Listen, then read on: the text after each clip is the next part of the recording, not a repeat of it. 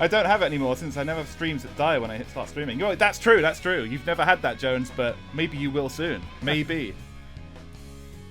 You know what's so funny right now, Spike? What? I Ringe? can't even see this. I can't even see the stream because of an ad. I don't even know what's going on. Well, we're standing here in the pool hall and we're talking about what's happening. We're up, we're up. Okay, people are now seeing us. All right, can you guys hear me and can you hear Ringe? Yeah, can you hear me? Can you hear me? I hope you can so I can burp on mic and you can hear it. Yeah, it's very important that Ringe does that immediately. All right, Actually, we are being heard apparently. Cool Boy Mew is here because he loves Sonic Transformed. 100% this game hard. It is. Ringe is a tad low. I will turn Ringe up a bit. Give me 1 second. Okay. Did a little bit of testing before we started, but I think all of that went to shit as soon as my stuff crashed. So, how is Ringe now? Is he a bit more audible? Hello. Can you hear me? How about it, guys? I can turn him up a little bit more if you like. Better? All right, excellent. Okay. Thank you, everybody. As long as I'm good enough to pass. Our Ringe sounds like our Ringe, indeed. That's what we want to hear. Anyway, welcome to the pool hall, Ringe. We are indeed here to play Sonic and All Stars Racing Transform today.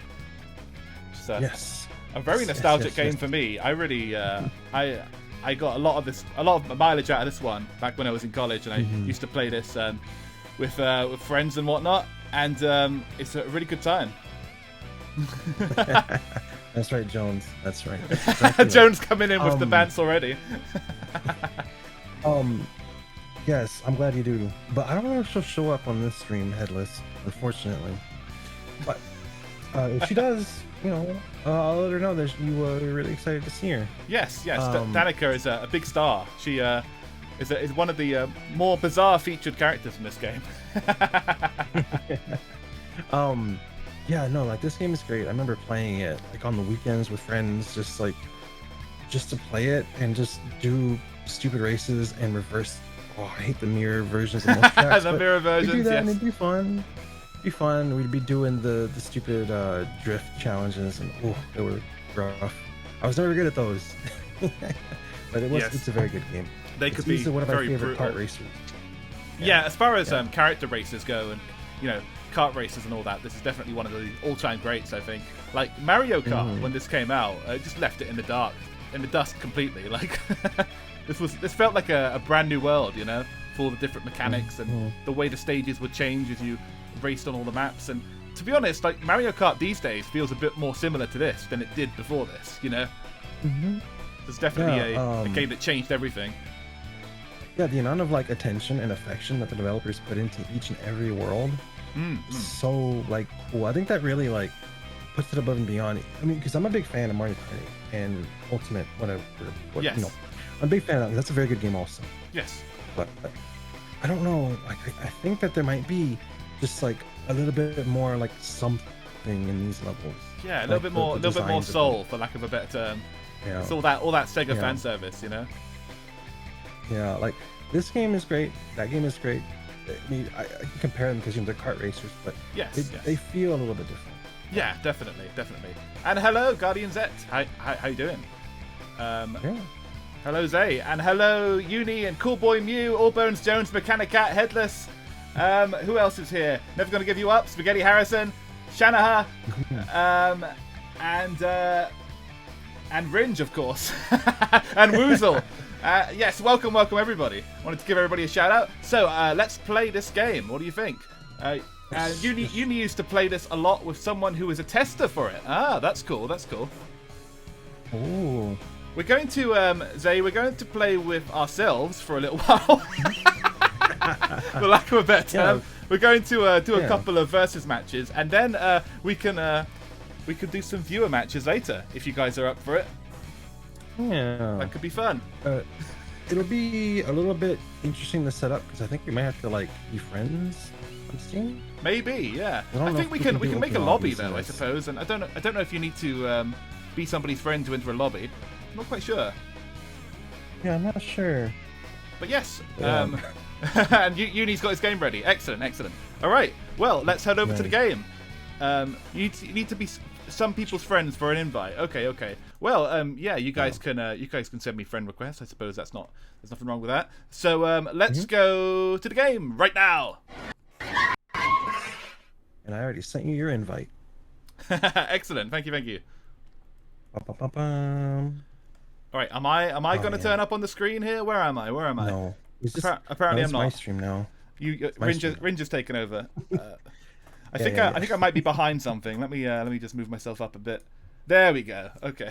Yeah, you're just a little bit behind the times. It's fine. Yes, fine. exactly. All right, here we go. F Spike 2D. Online is a little broken sometimes, but it does work. Okay, cool. Coolboy does not have it installed on PC, so he'll pass. But how will it work on Wine? Probably quite badly, I would imagine. But who knows? Who knows? The game might not run very well, but your connection would be fine, I think. Yes. This game's online is pretty good. So far, it's been pretty good.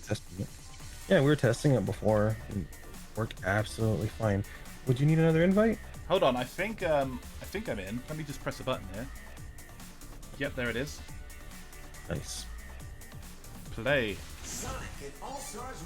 Okay, hope you guys can hear the game and all that. If you need to volume up a bit or lower a bit, let me know. Let me close all this nonsense. There we go. Return to the game. Return. Yeah. There we go. And yeah, Headless, we were talking about that. This game is loud on startup. Like, it was blowing out my ears when I was talking to Spike. I actually have it on a separate line of audio and very low. Yes. That's one thing criticism I'll give the game. That it's not very. The audio isn't like on startup is really like scary. I noticed Never is saying Yab in the chat, and I hope to God that there wasn't an actual Yab on there because I'm using my fucking Tuber Steam account. What more can I do? So, if I've let another Yab slip through, then fuck it. I guess it's all over for me. Oh wow. It's all good. Glad to hear it. Time to retire again. Keeps happening. So yeah. I was into the stupid story. Yes. When we started the stream. So first one is I messed up on the time zones. Like, yeah. I completely messed up. I don't know why. I thought you were like a whole day ahead of me instead of like a few hours ahead of me. That's okay. So when you messaged me yesterday saying like, "Oh, I'm excited to play with you tomorrow," and I was like, tomorrow. But it was fine because were you expecting it to be yesterday then? Yeah, because I don't know why I thought you were like a whole day ahead of me instead of 60 hours. He did say that, and I was like, that made me think, where the fuck is Ringe? Jesus Christ! Like, is he on the other side of the planet? But like, yeah, apparently it's only a few hours. Yeah, but it worked out better for me because honestly, like we already knew, I slept most of the day yesterday. I felt like garbage yesterday.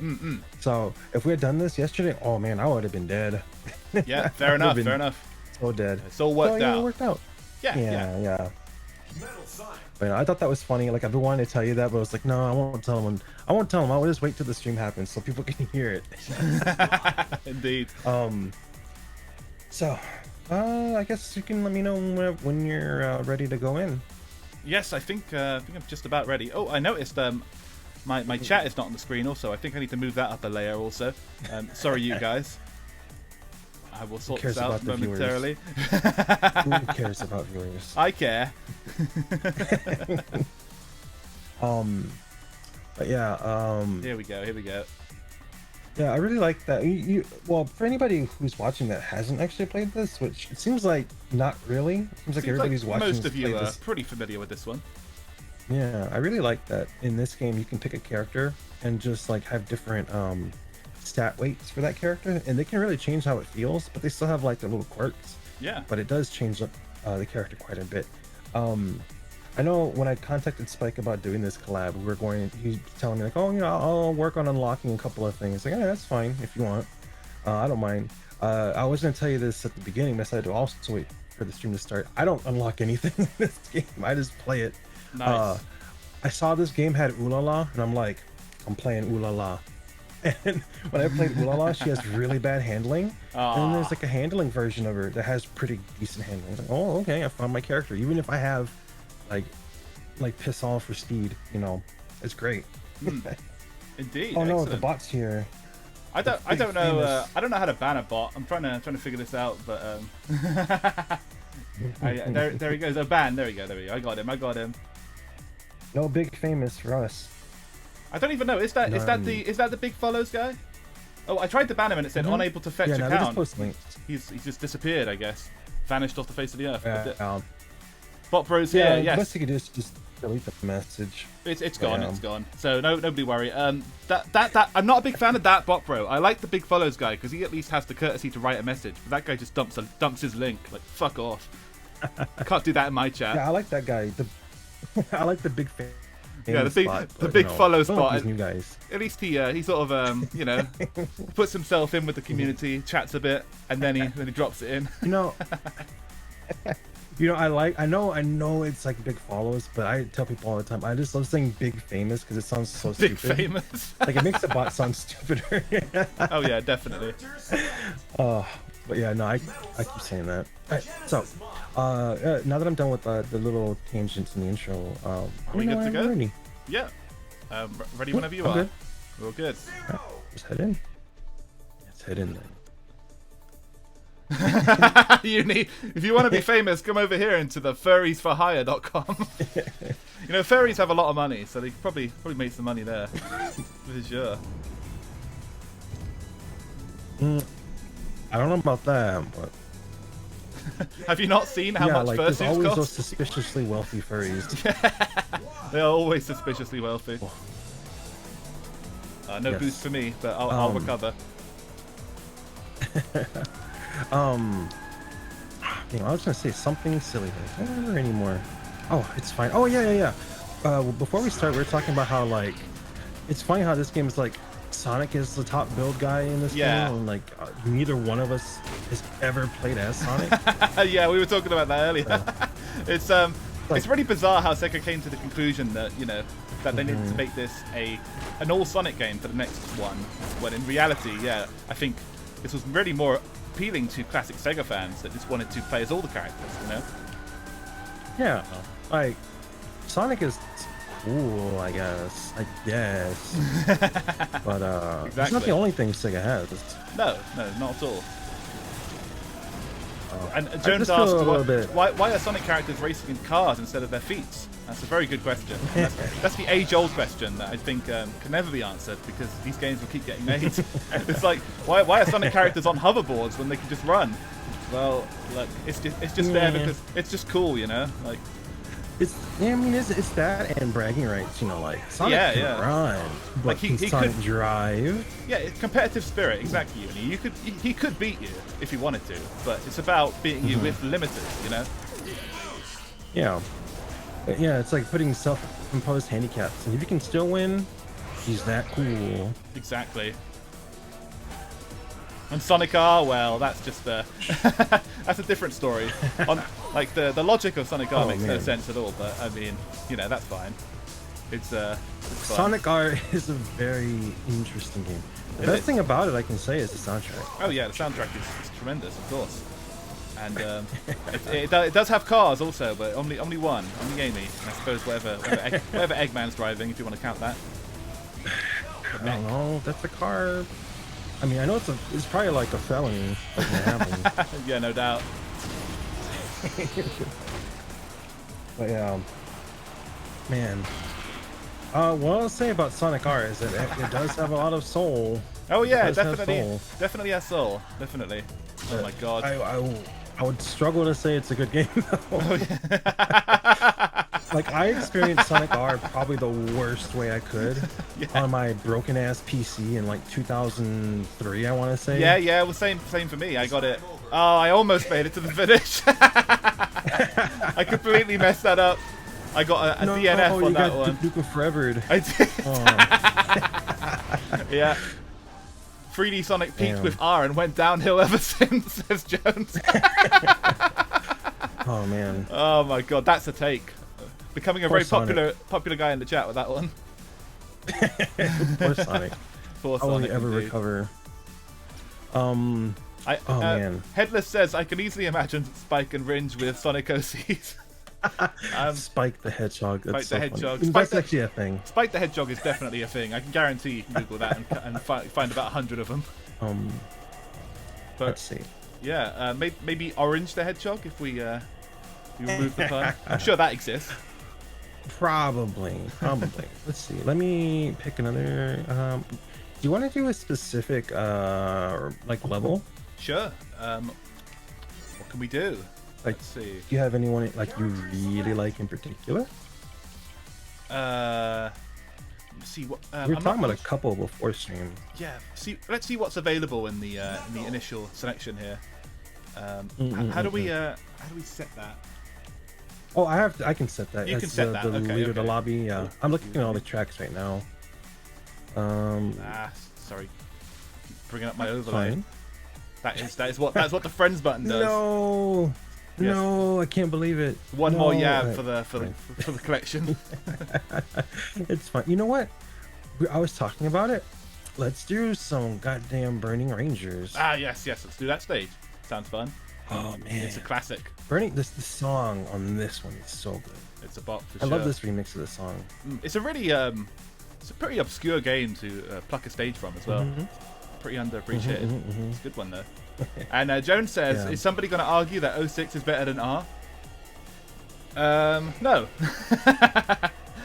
06 has some cool stuff, yes, but I think R's a little better. You know what? I'll say when you play R, you just start it and you can immediately play. Yes. With 06, you gotta watch the cutscene and you gotta wait maybe like Wait 3 for the loading loading. screens. Yep. It's But it's definitely less optimized for sure. yeah. Okay, so I'm gonna put us right up into that race. Let's go. Let's go. And you have picked Ulala, I see. Yes, I'm always a professional Ulala player. Excellent. Yes, she has like the worst speed in the game, but I just use the handling so I can like boost and Yes. treat corners Do what we really can nicely. Here. Cool. Yeah. I've still got to shake off the rust, obviously. If I can't be getting Duke Forever again. Oh, I missed the boost. Oops. No, Right, I'm I gonna got fucking a little KMS boost. myself. Let's go. Let's go. Okay, here we go. Oh, this is bringing back some good memories. Great stage. Yeah, for sure. Oh, thank you for the 3 coins. Somebody just like fleeced the football manager. Oh yeah, that's another great character that's very bizarre. Oh yeah, I just never- love that they just went like really out, like really just free They characters. did go really out there with the characters, definitely. Every character they could. Like the Total War Shogun, like character is great. Just playing as the Shogun himself. The football manager never takes off his helmet, of course, and is only really known for his lower body because that's the part that appears in the cover. So that's what they went with. Yeah, I mean, you know what? Brave. Yeah. He's the only man in this whole race, only person really in this whole race that's actually like paying attention to traffic laws. True. I don't think he's you going to should be be safe. racing these things. No. Like without any helmets, without any windshields, or without anything really. Yes. Like, Yeah. Exactly. These characters obviously have been through a lot, and they're willing to put themselves out there. Oh yeah. I think the only character here who isn't like alive that you can argue that isn't alive is maybe Wreck-It Ralph. Yeah. He's actually a video game character. He probably is used In a to, video game. Yeah, he's used to the video game violence, so to speak. Yeah. He just takes it on a daily basis. Oh. You know? Pretty much. God damn it, Knuckles. Oh, that was you. Oh, here we go. That's me. I'm coming back. Of course. You pushed me right into the wall. Oh shit, what Thank you, happened? football manager. Oh no. I'm fucking it up. Oh no. I got an all-star Chaos and it wasn't alone. any help at all. Too much chaos. Not enough control. Yes. Agreed. Unfortunately, Knuckles does not have chaos control. Yes. Unfortunately. Well, the Master Emerald's power allows me to feel, but it allowed me to feel pain on this occasion. Damn, I can't believe I'm gonna lose this Sonic. I need to get up ahead. Yeah, and How Asa is embarrassing. surprised that they made a Sonic Mario Kart. Yes, indeed. This is from way back in 2012, so it's been out a while. Yeah. There are other. Year of 20 Oh yes, the year it all ended, of course. Yeah, the yesteryear of 2012, back when you could like go to concerts and go to the grocery store. Yes, you could. You know, those You could those do that. halcyon days. Those were the days. And yes, you could also play a racing game online and have it actually work. Yeah, yeah, like there is no headache involved with this at all. Yes. Despite what like the stream was trying to do, that was like OBS being sneaky. That was my headache, and I can't blame the game for that. But you know, this game works like fantastic. I don't know if it's on sale or if it goes on sale very often anymore, but I would recommend this game. Like, Oh yeah, easy. yeah. It goes on sale now and again. A lot of the Sega games do. It's not on sale currently. I think it was going for about $15 on my end. But it does go on sale fairly often. So I would keep an eye out if you're looking to get it for sure. And yes, cool Boy Mew says, while this game has some level of jank, Mario Kart 8 can't touch it. Honestly, I do like Mario Kart 8, but yeah, I think I prefer this. But I haven't played. I've played more of this than Mario Kart 8, so I can't really be too certain on that. That's a powerful statement to say, and I'll respect it because you know, I'll say normal 8. Yeah, this is better. Yeah, The Ultimate. Ultimate. I don't know. It's better than Wii U Ultimate's 8. I think it's safe to say. Yeah. Yes. I mean, I'm a big fan of both, but it's hard. It's hard to say. Indeed. Yes, Okay. and cool Boy says it's on sale often and is often in the Sonic Humble Bundle. Oh, cool. Not willing to buy a console for a few games. All Stars Racing is the next best thing. Oh well, yeah, definitely.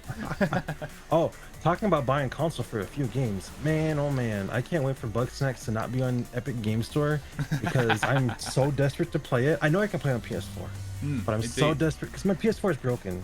I'm so desperate to play it. I'm willing to buy a PS5. Ringe is going to buy a PS5 just for Bugsnax. It's going to become the Bugsnax console. I want that Bugsnax box, please. And that Never is congratulating me on not getting a DNF this time. Thank you. We are making slow progress to finally become competitive. Based honestly. Indeed. You know what? Let me play a different character. Yeah, let me go first. Let's You got the play Tails the this Sega time. Classic. Ah, Let's play the Jet Set Radio. classic Sega character. Yeah. Oh, and yes. Yeah, let's play this. Uni says, I don't own Mario Kart 8, but if you want to play a game more close to Mario Kart, play the Sonic Robo Kart game. And yes, Sonic Robo Kart Blast is very, very, very fun, the kart game, and has a lot of customization too. I've been meaning to play that at some point. But yes, that's sort of filling the void that this game left. I think a lot of people are playing that these days. Yeah. All right, let's head go. into Shibuya downtown. Man, can't wait. Yeah, like this game is like just playing it right now. These like 2 races, and they're really fun. Really fun again. Yeah, definitely. Very nostalgic. The cool boy makes a good point here. He says, you know, that once you've got all the stars and you're the fastest in Mario Kart 8, then what else is there to do? And compared to that, I do think this game has a lot more progression going for it. It's a very good single player with lots that you can unlock and stuff like that. Yeah, that's true. If you want to play like the Grand Prix or like the campaign, there's a lot to do. Yeah. But if you don't, like me, you just enjoy the game. Just enjoy the multiplayer, exactly. Yeah. It's a good you time, don't no matter need what. to have anybody unlocked. Because there's so many characters you get on startup on this game that you don't really feel. I don't think you really feel like you're missing out on much when you start. Yeah. Oh, we're about to start getting Shadow. Definitely not Nice. missing out. Yeah. And a lot of the characters are so out there that you're not going to be crying over not being able to play as like the Football Manager or Danica Patrick, or maybe you are. Maybe you'll cry over Danica. That's fair, I suppose. Yeah. I remember I was talking to people because me and Spike already talked about this before stream, but I was telling people like, oh yeah, I was telling people like, I'm going to play this game with Spike. It's going to be really cool, and they're like, oh, that game that has Danica Patrick and Wreck-It Ralph. Yeah, yeah. People know that. It sort of has a meme status now as the racing game where a bunch of really weird characters got into it. and the Yogscast boys as well, of course. Just to remind you that this was back in 2012. Oh man, Yogcast. That was some time back. I've never watched Yogcast. I never got into them, but I knew a couple big fanatics back in college who would like die for them. And a lot of them had egg on their face when like shit started to go down, and they had that horrible Kickstarter disaster or whatever the hell it was. But yes. Yeah, that was definitely. It was a mess. The beginning of the the end, like the fall. Yeah. Yeah. No. Like I was saying, like I was telling people about this, and they brought up Danica Patrick and like making fun of the game because of it, and I had to tell them like, you know, I know it's silly. I know it's completely ridiculous, but literally because of Danica Patrick, we have this game. Exactly. Yes. Yes. We were talking about this earlier. It's insane, but she was a big fan of the game prior to this, and actually put in her own money to this game, and you know, didn't even ask to be in the game, just wanted to help fund it, and then they put her in the game as sort of a goodwill gesture. Honestly, Chad. Absolute Chad move. Yep. Agreed. Yeah, we're talking about this. Like, instead of paying, like, instead of wasting your money, like paying some indie developer to make a game for you with you in it, just pay like a good developer to like work on a game that they've already working on, or make a sequel to a game that they've already made. Yeah, and like maybe they'll put you in it. A great use of money. Yeah, just if they I remember like it reminds me back in the day there was a stretch of wrestling games that came out that all had Fred Durst of Limp Bizkit as a playable character. because some of the people used his music as entrance music, and part of the deal of like having the music in the game was that he wanted himself to be in the game. So there were like 3 games in a row where he was just inexplicably in there, and that is something that more celebrities should do, I think. If you want to get your way, just force yourself in a game. Yeah, like, I mean, hey, if you're willing to like let the developers get away with stuff, or like pay them because you just, like want to support them, like you actually want to like be their patron, like, and they put you in, that's awesome. That's way cooler. Yeah, that's so nice. Cool. Got a first. Excellent. Good job. Nice. Thank you, TF2, the best Sega characters. Headless says Danica got in trouble because of the car she drove around town was too wide for the lanes. That's definitely a professional racer funny. Problem. I can imagine that happening to me when I finally get that nice car. Oh, did you let's see, I don't remember anymore because I used to keep up with some Dodge stuff. Because I know that they did the Challenger Wildcat, the wide body. Oh yeah. I remember people were posting like pictures of it online, talking about like the Challenger's already kind of a boat to drive. Yeah. But you look at this thing and it's even bigger, it's even wider with even fatter tires. Like, damn, bro, that's sick. It is.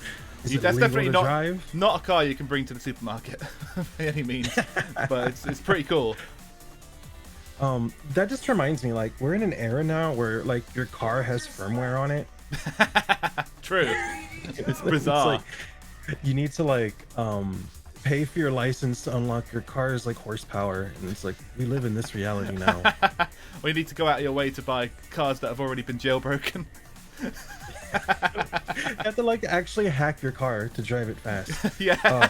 Like if you go to like Challenger like discussion forums, I think like sometimes people post custom like firmware that you can load. Nice. That'll completely void your warranty. So don't do it with one that you're making payments on. Yeah. If you're baller enough to pay for one like in the lot, like out of the lot, just like you already bought it, like go ahead. Oh, that also reminds me, another side tangent. Cool. Yeah. Because I'll let you enjoy your beer while I tell you this. That's okay. I can hear you pouring it, and it sounds good. Thank you. Like the first ever Hellcat Challenger that was sold commercially. Yeah. The person who bought it and drove it off the lot completely totaled it 30 minutes after leaving the lot. 30 minutes. Instant speed, no doubt. Yeah, and completely unrecoverable, like trash. 30 minutes after leaving the lot. Amazing. Oh, brutal.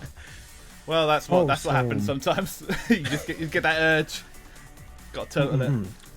I was gonna ask, but I forgot to ask earlier. What kind of beer are you drinking today, Spike? It is Asahi Super Dry, of course. Nice. Very nice. It's actually just starting to take off over here now. They're starting to get like TV spots and all that. And that's good. decent offer on a couple of the bottles from the supermarket earlier, so it's all good, and it's very nice. Really hits the spot after a long day. Yeah, like over here in the States, for a while, I've been able to get like Sapporo and Kirin. But yeah, Asahi Super Dry is really nice also. I'd like to try some Sapporo soon, but they have not. I've not come across anywhere that has that in stock yet. Hopefully soon. Hopefully the age of Japanese beer is just starting to take off here. I hope it does, because it's actually pretty good. I really like Kirin Ichiban because it's like a malt beer. Yes, I've heard good things about that. It's creamy, it's smooth. It tastes good. Thinking about it's making me thirsty. Fair enough. No, yeah, Uni says don't drink and drive. Oh, too late for that, dude. That's like every stream. We're gonna drink extra amounts of beer. Indeed. Here we go. Unfortunately, I don't have any beer. Only thing I have is hard liquor. Oh, nice. Yeah, don't go on the hard liquor just yet. You'll need your senses. Oh man.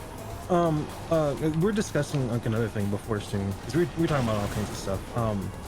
I have kind of, because I've been drinking coffee today to wake up. I kind of have a sour stomach anyway, so I can't even drink, even if I wanted to, because I like to drink to enjoy alcohol, but if I got a sour stomach, I'm not in the mood. Exactly. Yeah, you don't want to take any more chances and make things even worse.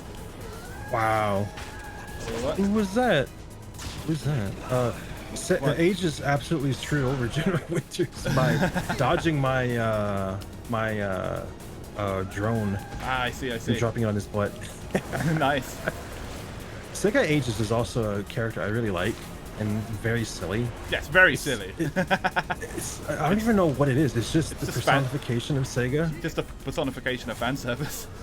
I guess so, because like the character portrait on the track is actually just the VMU from the Dreamcast. Yeah. So I don't know if that's just plugged in like under the car somewhere.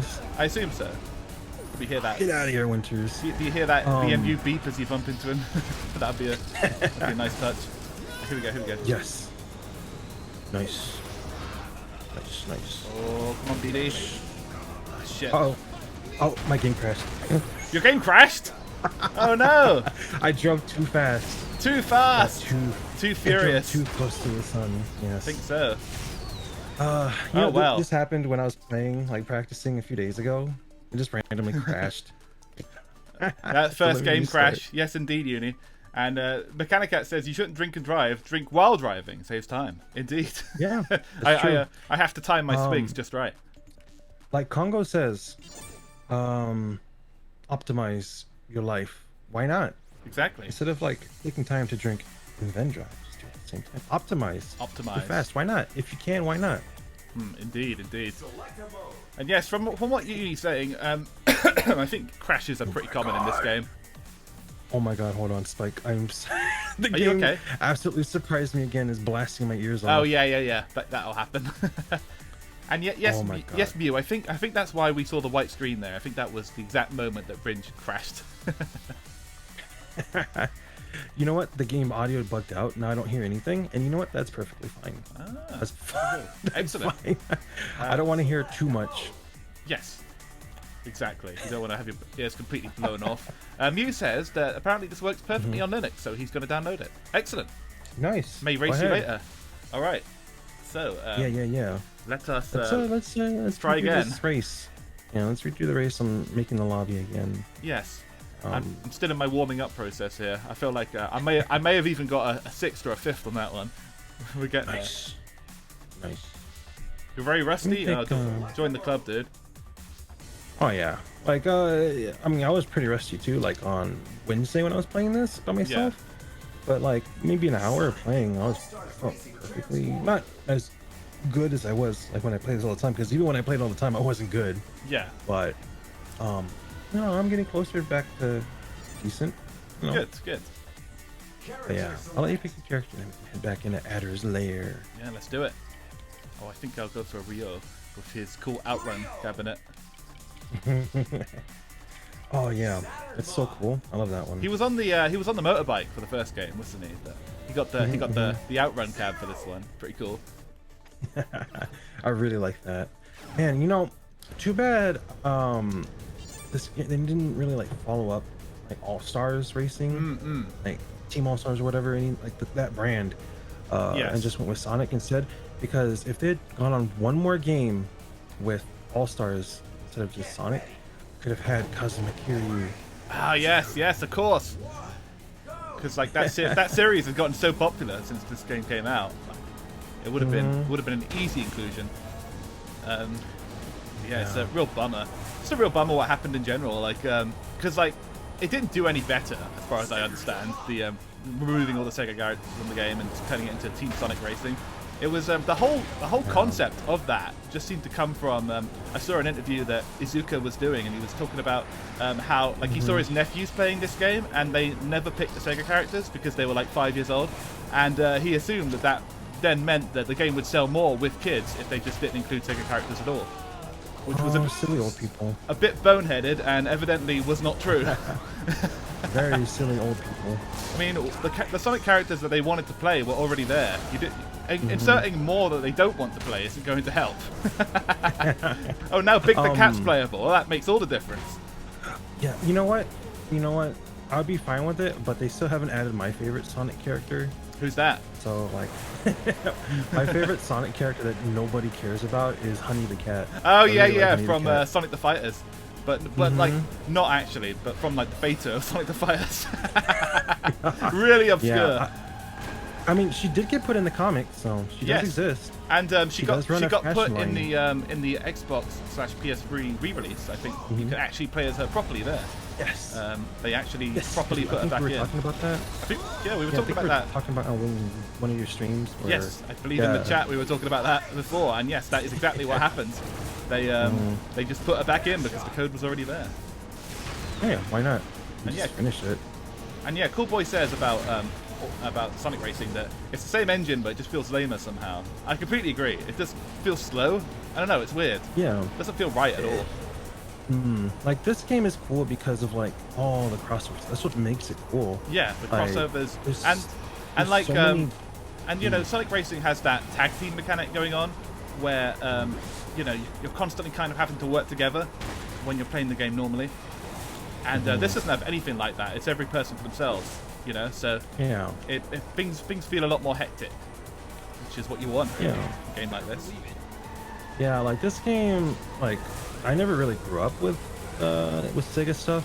So I don't really have much nostalgia for anything here, but I think it's just really cool for the people that do and are like people that really grew up with a lot of Sega things and who are really big fans of these like older franchises that don't get much attention. I mean, even Alex Kidd is in here. Like, it's crazy. I'm a little upset that we don't have Ristar as a character. Yeah. He's just a flag guy. Yeah, that's one thing I would change personally. But yes. It's not that big a deal.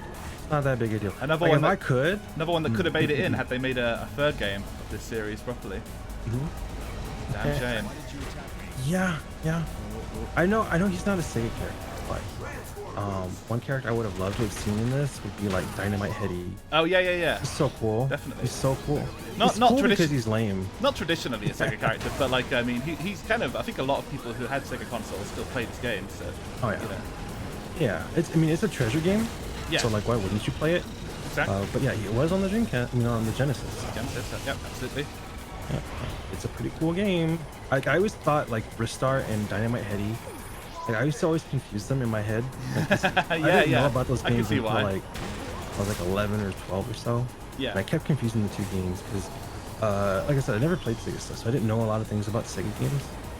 Unfortunately. Yeah. Like I played Sega games probably the worst way I could have experienced them. How's that? On the Sega Smash Pack. On PC. Oh, that horrible emulator! I remember.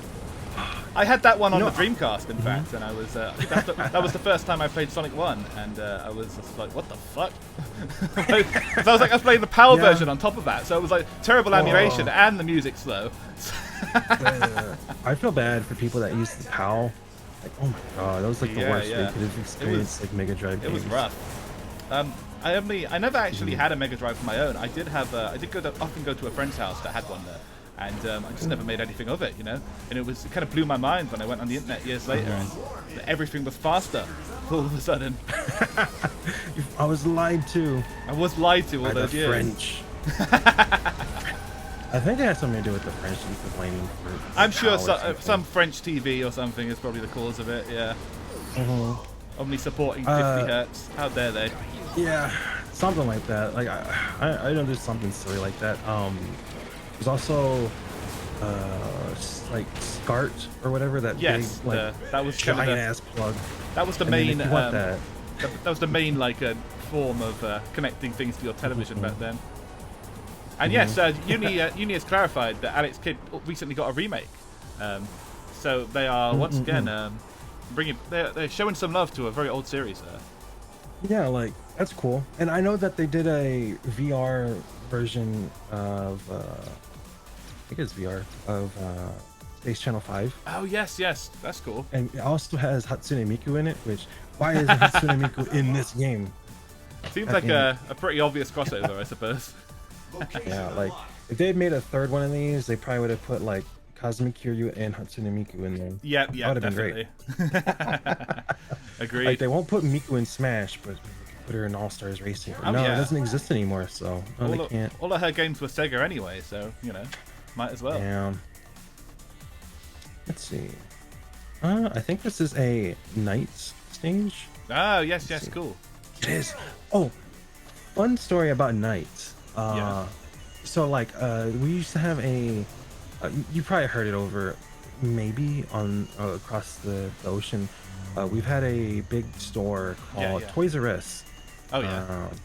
That's pretty big in the over here. They're like a giant toy store. Right. It's a fantastic place to go to.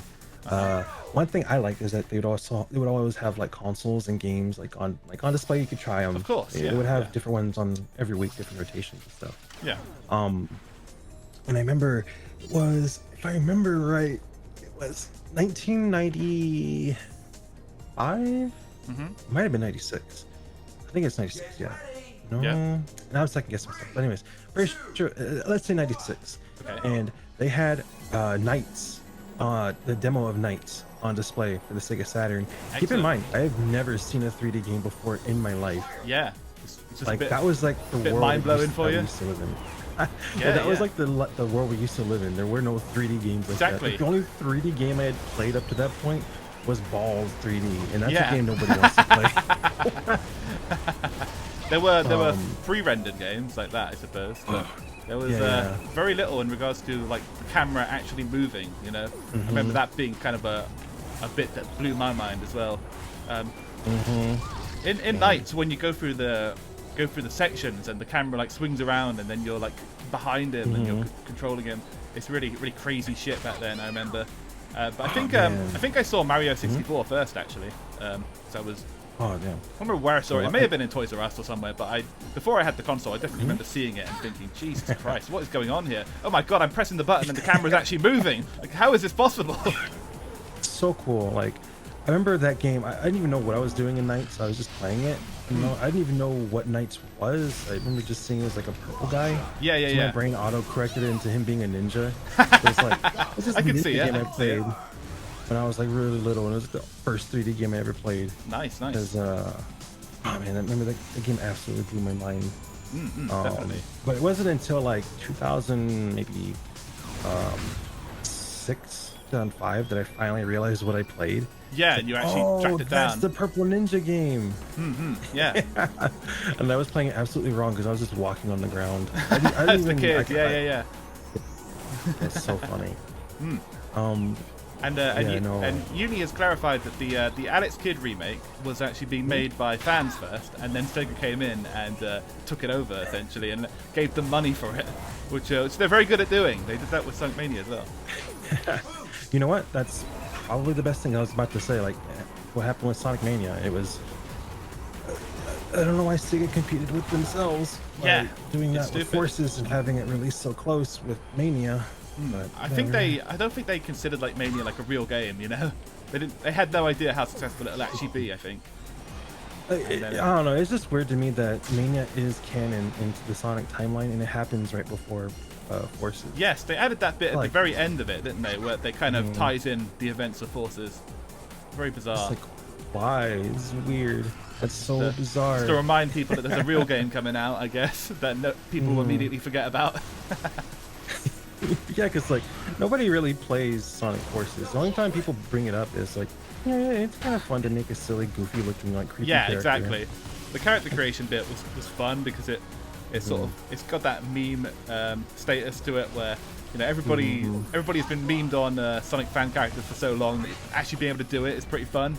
Like that could have been the game on its own, but yeah, the rest of it not so much. The other thing that I remember about Sonic Forces that it actually has, and it's real, it's 100% real. If you didn't know, somehow if you didn't know, there is a 100% real Sonic the Hedgehog t-shirt. Oh, there is, isn't there? Yes. Wear. That's so bizarre. So Sonic is in Sonic. Sonic is canon to Sonic somehow. Yes. Strange how these things work out. Some guy's Microsoft Paint drawing has now wound up in an actual game. Yeah, I can't remember who made it first. I don't think it was Triple Q. It was somebody else on YouTube. Somebody like that, wasn't it? Yeah. I think it might have been Triple Q, but yeah, a long way away, like from just a stupid like MS Paint drawing. Definitely. 3000% audio. Thank you. Came a long way. A very long way indeed. The memes continue. It's pretty cool. Yeah, like that's one thing that Sega has learned, I guess, is to be somewhat open-minded to the fans. Yes, like, exactly. Like, because like, if fans really are what fund everything for any company. So, as long as you don't like stymie their creativity, they'll do whatever they want. Like 4 years franchises for free.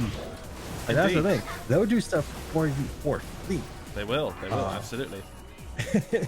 Like if you go up to somebody and tell them, hey, somebody that's making like a let's say something silly like Shining Force. If they're gonna make a Shining Force 4, if they're willing to do that or make like a side game, fun, and it gets like a lot of traction, that's free advertising. It is. Not making... but yeah. Indeed. And Headless says Sega is relatively open-minded if inconsistent. I think that's a good way of putting it, because they're open-minded in the sense that they'll let you help out, they'll let you make your own games, and they'll really embrace the fan community a bit. But they're not the people making the games aren't actually listening all that well. You know what I mean? The community side of it is very good, but they're still a little out of touch at times. Thinking about this kind of whole fan game thing, something that's been happening recently is Take-Two, who own Grand Theft Auto, are in fact suing some people that did a open source recompilation of the GTA games. I believe it was GTA 3 and maybe Vice City as well.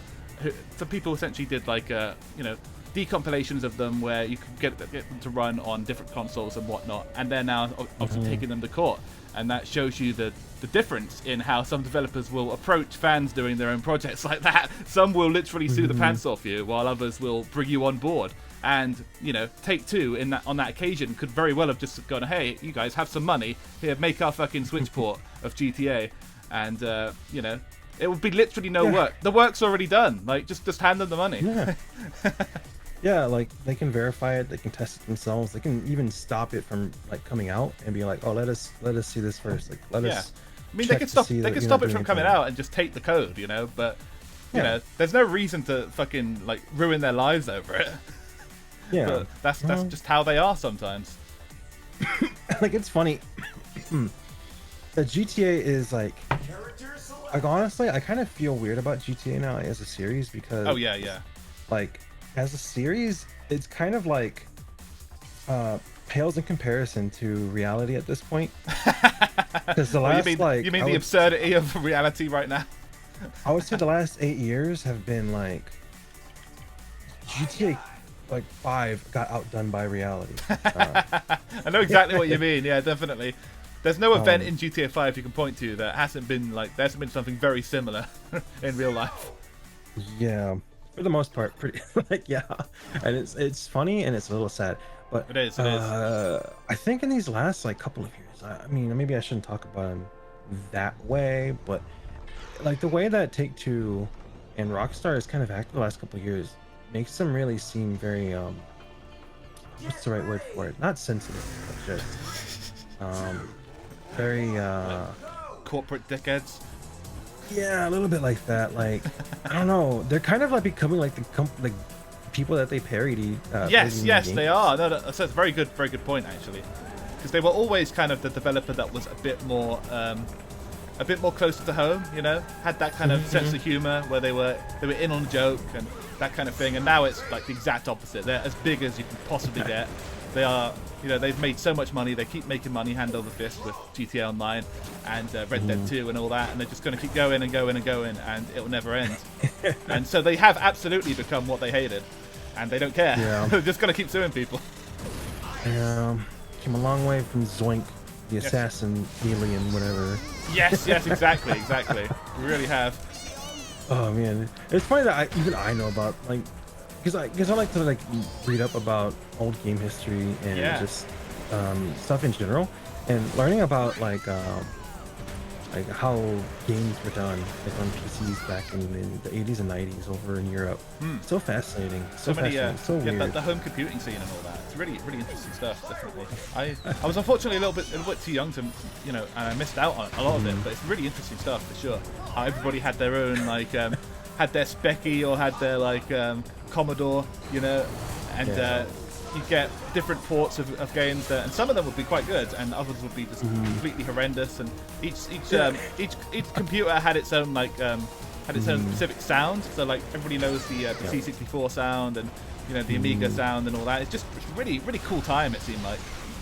It's funny because like when you learn the history of it, a lot of times developers would work on those multiple ports to different PCs, and sometimes they'd make certain PC ports bad on purpose. Indeed, because they didn't want to compete with themselves. Very funny. And Headless here has redeemed the Cockney mode, so I'm going to be talking to you like this for a little while. I realise that might be a bit daunting mid-conversation, but you're just going to have to deal with it, Range. You know what? I've listened to plenty of British people on YouTube. This is perfectly. What the hell, beat?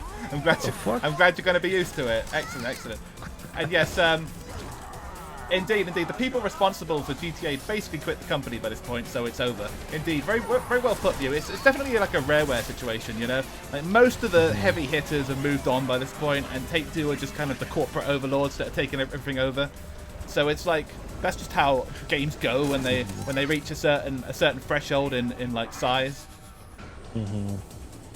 Spike, I don't know if this is a good thing or a bad thing, but I gotta tell you, on this end of it, I don't really. It sounds the same to me. You're not the first person to say that, Range. Watching the stream, it's a bit different, I guess. Yeah, it's a slightly more exaggerated version of my regular voice. Because I am in fact from London. It's just you know, it's just like really playing up the enunciations of all the different vowels and whatnot. But yeah, that's how it goes. So that goes. Loads of money, probably. I'm surprised you don't have like more accent redeems, like a Londoner accent or like somebody from Essex, Sussex, something silly like that. A Welsh accent. Oh, that'd be great. Like I love that Ira's from is Welsh. Yes. It's like I always make fun of her, or I think about her with like Xenoblade characters, especially Mia. Yeah. Know what you mean? It's a pretty small place, Wales. Like there's it's quite surprising that there are a number of Welsh VTubers out there, but yeah, out there. Thank you for the hydrate, Headless. Oh, I don't have any water. Oh, that's fine. I'll get some in a little bit. Yeah. Feel free to take a water break whenever you need it. Sure. And yes, but yeah, Never says there are eight more years of GTA 5 to come now that they're releasing an expanded and enhanced version. Spare us, please. Yeah, like honestly, I honestly don't think that Rockstar would ever put out GTA 6. Why? Why even? Yeah, I completely agree. Like just milk it. You know, they've probably already fired every person that's capable of game development. Yeah, they don't need them anymore. Yeah, they just need people that can do like front end web dev. Yeah, web dev stuff and a little bit of bug fixing. Like you don't need to do anything new. just link the part that takes people's cash into the database that sends the money to the CEO's bank account. That's all you need. That's all you need. Yes, indeed. But yeah, I'm gonna go get water. I'll be right back. Okay, see you soon. All right, so hello chat. Good to see you all. Microsoft did that. Forza, the PC version was worse than the Xbox version. Yes, indeed. They do that a lot these days. Spike is the happiest British person I've ever met. Oh my god, that's some praise. Believe me, I'm not that happy. I'm just happy to see you guys.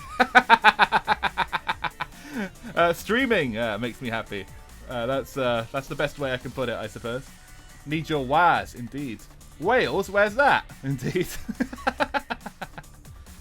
Is that praise or condemnation? I don't know. Condemning a nation. Indeed we are. But yes, GTA is an absolute shit show these days. It's just how it is. They've just become very, very corporate, and I thankfully grabbed the open source versions way back, so I have them sitting on a hard drive somewhere. What they've been getting right in Rockstar is the new cars. Got base taste in there. Ah, nice. I haven't seen much of the new cars. I actually did see a little bit of the recent GTA 5 when I was watching Uni stream yesterday, and yeah, there's a lot of new shit. Loads of new cars, loads of new radio stations, and of course, online play has obviously been fleshed out. So I really haven't revisited it in years, but it's they're still doing some work, and the cars certainly look good. So yeah, I mean, it's just a shame that it couldn't be in a game that plays a little better. Yeah, it was okay fun. Good to hear. Yes, it still looks fun. It's good to go back to once in a while. You'd rather play with people one day. No, that's understandable. Yes, definitely.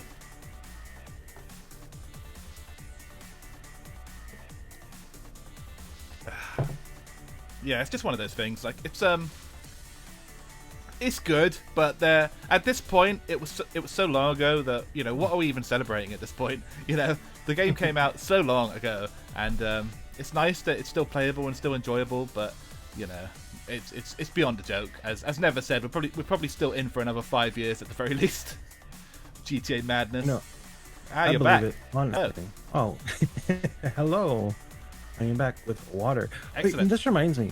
I saw a funny image on Twitter, you know, as one posts. Yeah. It was pretty good because it was a vending machine from, I think, a country in Europe. I don't think it was America. Oh yeah. Something about the picture gave me the vibe that it wasn't America, but you know, it very well could have been. Yeah. What was in the picture? It was a vending machine. It was a picture of a vending machine. Yeah. And the inside of the vending machine, it has a label on the top of it that says water, and all inside the machine is Red Bull, Monster, NOS. Ah, yes. Gamer water. Gamer water. I don't know. Something about that. I don't know. Like, it could have very well been America. Like, it could have been a college dorm vending machine. But I don't know. Something about it just made me like, There's a very European feel about that. I know what you mean. Yeah. I don't know how to describe it, but yeah, it had some kind of feel to it. I don't know. Maybe I'm just being paranoid. It could be Russia, maybe. It seems like I'm trying to think of where could you go that somebody would use a water vending machine to buy Red Bull. But I suppose I could probably see that happening here as well. It could just be a reused machine, you know, where they originally it was for water, but now they found new uses for it. Yeah, that's full of the good water. Indeed, the good water. Oh yeah, that was what the image was posted. It was like, VTubers, oh, thank you for the hydrate routine. The VTubers water. Yeah, that's me all over for sure. My one's like just like a picture of a bar. Oh, thank you for the redeem. Oh, I'm going to go get another bottle now. Nice. All right.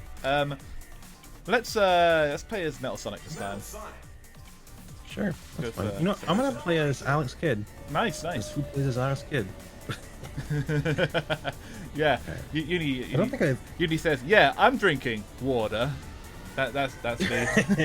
I'll hydrate with some water, fresh water. Very good. Yes. Yes.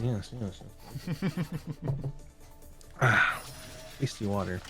One thing I can say is that with streaming and VTubing in general, as already got me to drink more water. Like, yeah. I drink water anyways, but like I drink more because same. talking for like 4 or 5 hours, I drink like a big container of water. I need it because my throat's gonna die if I don't. Exactly, yeah. You have to have it on hand, you know. I've been doing the same. Particularly if you got some, as we were talking about earlier, like when you had your karaoke stream a while back, you obviously would have had to have water on hand for that, because that shit really strains the throat when you're doing that. Yeah, especially if you're doing like songs that have like segments in which you really scream out. Like yes, and for me personally, that's every segment. So I have about 4 or 5 waters before I do a karaoke. Yeah. Like, I mean, I've listened to your karaoke stream, the first one you did, and I remember listening to the punk radio thing that you did with Power Nelson, which was pretty cool. Yeah. I like that stream a lot. Oh, thank you. Yes, I had lots of fun doing that one. It's really trying cool. to like sing punk songs, especially when it's like there's a lot of screaming or just yelling in general. Yeah. It'd be really hard. It takes it out of you. I don't know how those frontmen do it. Like for like the entire. Oh, I fell off. I fell off too. I thought that was an alternate route, but it was not. Oh yeah, I don't know how those frontmen do it for so many hours. It's just great amounts of training, I think, and I'm sure there is a certain way to sing from a certain location in your throat and all that you can do it without doing much harm. I've actually talked a little bit about this with Power Nelson, who knows how to do it. But you know, I haven't learned the secret yet, but there is a way to shout pretty loud and not do much damage. But I just follow my heart, you know. Why does Alex Kidd get on? I'm sorry to cut you off. It's okay. But I got like dizzied, and you know, sometimes when your character gets dizzied, they like wobble in their car. Yeah, and the controls get inverted and shit like that. Great. Yeah, Alex Kidd just jumped on the top of his car and started shaking and started twerking. I don't. The ultimate taunt. I get it, but he's just taunting himself because he's dizzy. I guess that's what happens when Alex is dizzy. He's confused. He thinks he's winning, but he's not. That would make sense. Yeah, I mean, twerking wasn't even around back then. Like, Alex Kidd was from like the late '80s. So. Yeah, he is a trendsetter. He's an absolute trailblazer. trendsetter. I don't know. Maybe it was around. Maybe like in some maybe in like the depths of Miami, some Miami deep bass or something. There were people twerking. Yeah, I'm sure. Oh yeah. Before twerking got all mainstream, you know, people were doing it in the streets. And they were doing it at the club scene.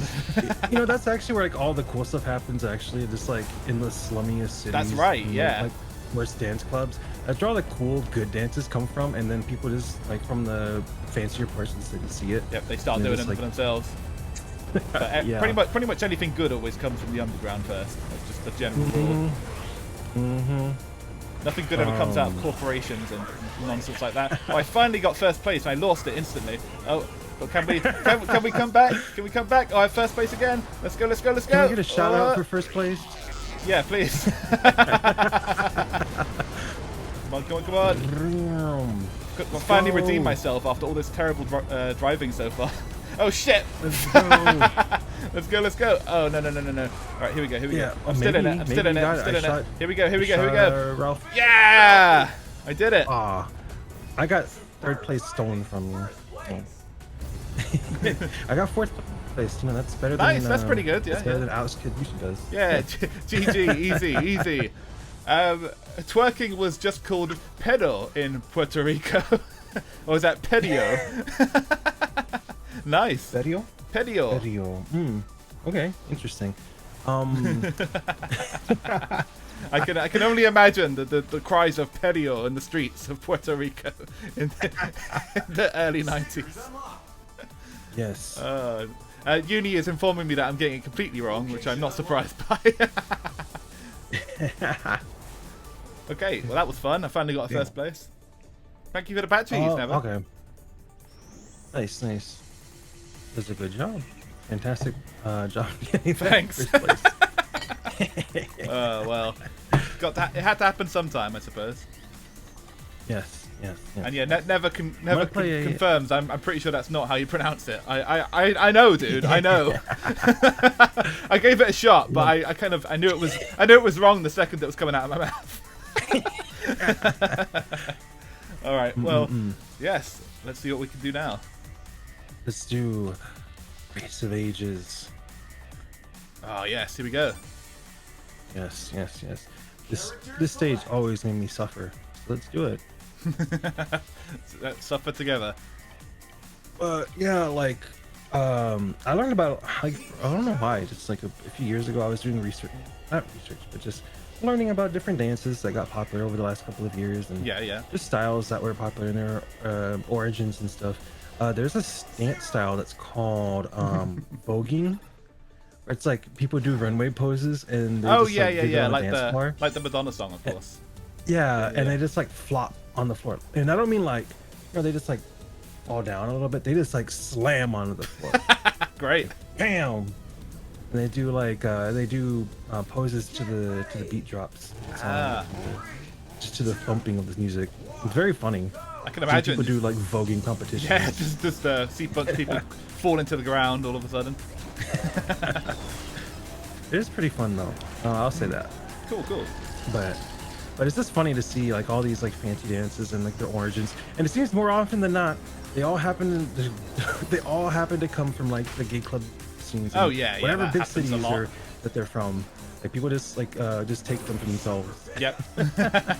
Everything becomes a corporate product eventually. It's doomed to happen. Everything becomes corporatized and commoditized. Yep. For easy consumption. That's right. And you can't have dances that are too risque, of course. Gotta tone that down for the masses. That reminds me of this one Brazilian. I wouldn't call it a dance. Yeah. But it was a thing people did, where it's like something the bunda, where you've seen it before probably, where a woman or a guy can put the back of their feet on your shoulders, and they'll just like flex their legs, and they'll just like slam their butt in your face like over and over and over again. I think I've seen a gif of that. Yeah. I've seen people do that as like pranks. Nice. Like their friends, like they put them in that position and they do that and they don't know what they're doing and they just like slamming their butts in their face. Excellent. It's very funny. I can imagine. Oh man. Cool. Well, thank you Brazil, for another absolute classic. That must be why everybody tells me to come to Brazil, I guess. Yes. Oh no! Oh, I fell off. Man, this stage is something else. Imagine doing the boost challenge on this with this. Shit. Yeah, like this. And you have to hit those boosts because it extends your timer. I keep accidentally pausing the game somehow. I'm not even sure how. The stage is just messing everything up. Right, here we go. It's fine. Yeah, I wanted to put this one at least once. Yes, you got to do it. We'll do even if it is absolute pain. Maybe we'll do it mirrored. Maybe. Not right now. Not right now. Maybe when we warm up a bit. And they knew what they were doing, coming up with such a horrible concoction as the mirrored version of this track. As if it's not hard enough already. The speed boost with no guardrails anywhere, and there's just tons of pads everywhere, and you have to hit them. You do. So scary. It's got to be done. And Doc Pester says, Sonic game, I played the hoverboard race one, the preferred, but I haven't seen this. Yes, that is Sonic Riders, of course. Which is also quite a Sonic game. Cool. But yeah, very cool. I wanted to play it, but I didn't have an Xbox. I had it on the PS2, I believe, and also had releases on the Wii and stuff later. But yes, it was good. A solid game. Might play that one someday. But it kind of it had a very unfortunate Connect death, unfortunately, where it became one of those games, and then it just was never heard from again. Yeah, I think they just did. Yeah, I think that's why I thought about that. I think there's like a sequel, but it was only on the 360. Maybe it was on the PS2. It was only on the 360 Connect or whatever, I think. Yeah, and it's like I don't have a 360. I'm sorry, I can't play you. I fell off again. Yeah, so you didn't miss much. It was pretty damn broken. It's supposedly like, obviously it worked on some kind of motion control, but the motion control looked completely ludicrous. It was like just people waving their arms around. What's that got to do with hoverboarding, you know? Oh my god, I've got All-Star, but I've got like no control over where I'm going. I just keep going over the stage. I was going to say, yeah, you have All-Star and you don't have any protection from falling off. That's supposed to be a benefit, but not on this occasion. Definitely Yeah, yeah. Cool Boy says you can't use All Stars at all here. That's right. The second you activate it, you just go off. Yeah, it's this map. I don't know what they were thinking when they made this map, but bless them. This is a cursed map. It's fun. They tried something, certainly. But it is cursed. It is I do like all the things that you can see. There's the I can't remember the name of the stupid cat from Choo Choo Rocket, and then the mice. Oh yeah. And the guy from Space Harrier, and those two brothers. I forget what they're called, but they're pretty cool. Is it the Dynamite Bros or something like that? Yeah, Dynamite Bros. Yeah. Yeah, they're cool. Game. That was a cool co-op game. All these characters that aren't in the game, they could have put in the game. Yes, exactly. That actually is surprising that they didn't put like the guy from Space Harrier. Yeah, Space Harrier is pretty popular. I think that wouldn't make it in. But they didn't put anybody from Space Harrier, and they didn't put like they put Football Manager, but they didn't put a guy from Afterburner. Just like a guy. No, just a guy. Yeah. Or they didn't even put the guy from Outrun in this game. Like what the heck? Yeah, that would have been cool. Just have the proper Outrun car instead of just Royal's Cabinet. Oh, am I going to be DNF? Am I going to make it? Am I going to make it? I made it. 1 second. 1 second to spare. Some nice. Victory there. And yeah, Uni says it's basically Rainbow Road, and it basically is. Yeah. It's the Sonic equivalent. It's like maybe about as cursed as like the Super Nintendo Rainbow Road. Yeah. Just constantly falling off. It is. Oh my god. And I'm getting more patches this time than I got for my first, which shows you how my chat view me. they're more impressed that I finished this one than I came first in the last one. You know, there was an attempt indeed. Finishing Race of Ages is pretty hard, honestly. Like if you just take anybody that's never played this and make them play it, they're probably not gonna finish, honestly. Yes, very much so. Oh man. Yeah. Yeah, Rainbow Road on the DS was quite fun because you could wreck all the skaters. As Cool Boy has said here, all the snakers that try and speed up, and you could just bump them off. And yeah, like every Rainbow Road's a little bit different, but I think the Super Nintendo one was definitely the hardest, where you just couldn't stay on the track for anything. I got this stage. The Outrun stage. DLC. Nice. This will be fun. Yeah, I believe this one is DLC. Yeah, I believe so. It's included in the current package if you buy the game, but I believe it was DLC originally. Yeah, I don't think they sell the game anymore by itself on Steam. I think it's now just the. It's called Sonic and All Stars Transform Collection. Yeah, it's called the Collection now. So you get all the DLC and everything by default, which is cool. But it does mean that it's probably a bit more expensive than it would be without them. But that's what true. it is. But yeah, I'm glad you brought up the DS Mario Kart. Man, I love that game. I love that game so much. I played it to death. That was the first game. I don't know if I could ever play it again though. I think that was one of the first games I remember playing online, where you didn't need any particular setup for it, compared to playing games online on PC or consoles or anything. On that one, you could just find some dude's Wi-Fi and just leech off it and just do some online matches, which is what I used to do when I was back, because I still had 56k for a little while. I was still on dial-up for a little while after I got the DS for a couple more years or so, and I used to just remember going to the toilet, the bathroom, and leeching off my neighbour's Wi-Fi to play Mario Kart matches as I took a shit. That reminds me of I don't know if you ever saw. I don't know if you ever saw Parasite. What, the anime? That South Korean film. Oh, the film. Yeah. I seen it. Yeah, it was good. The movie is. Oh, that movie's pretty crazy. But my favorite thing about the movie is one of my favorite things. The son is like, he goes into the bathroom to go steal Wi-Fi from a restaurant that lives. It's like above them.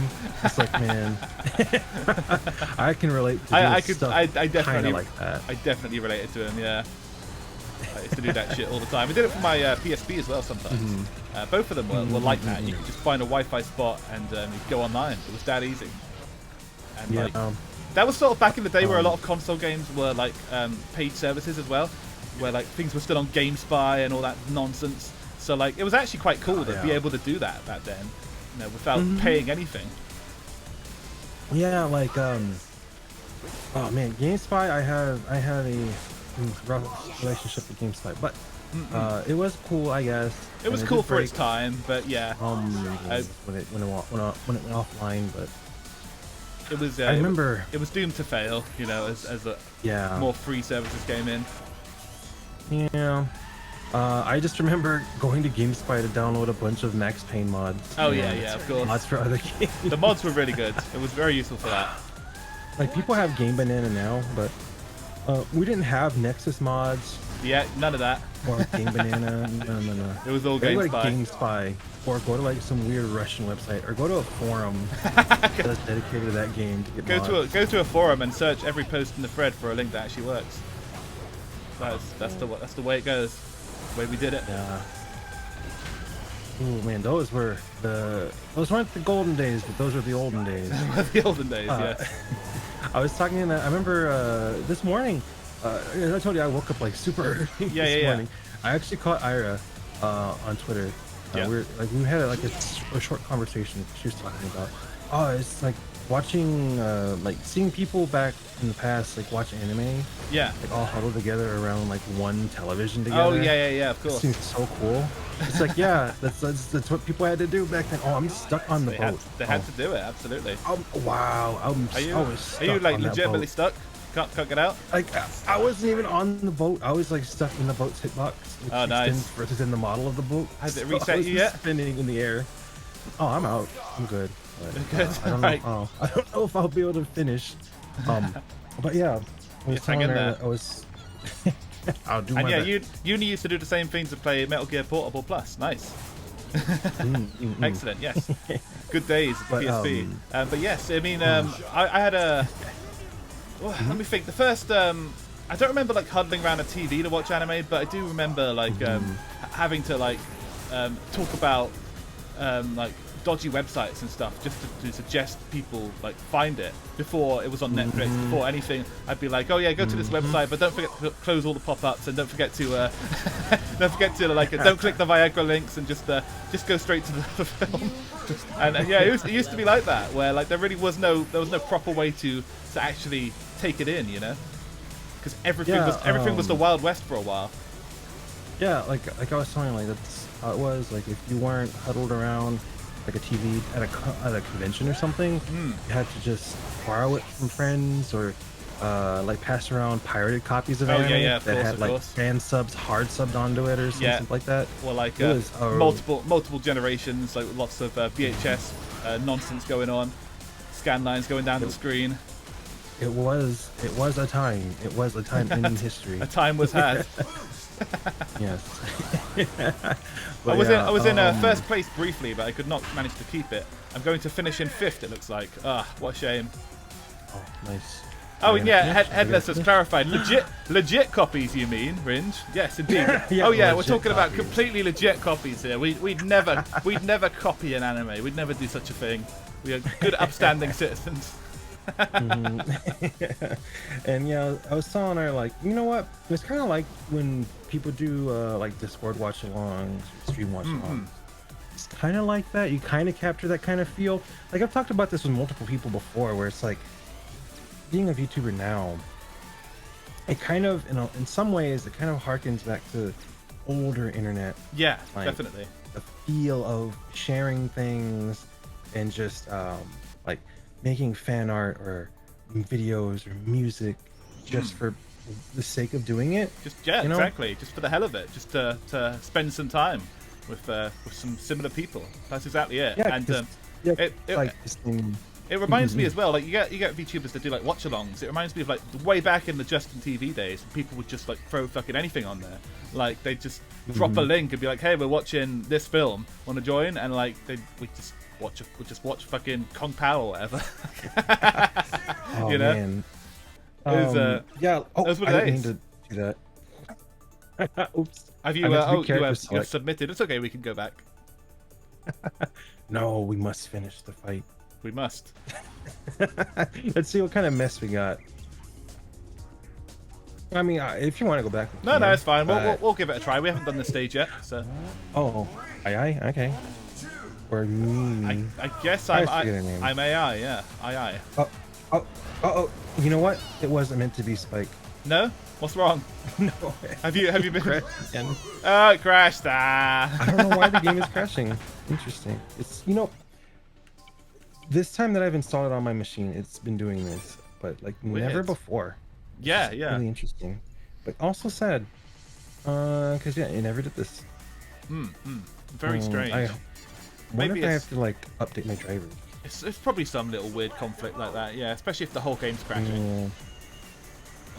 Headless says, I wish Japanese reading material was cheaper. I just found out that official digital reading material in Japan is new and still expensive. Ah, yes.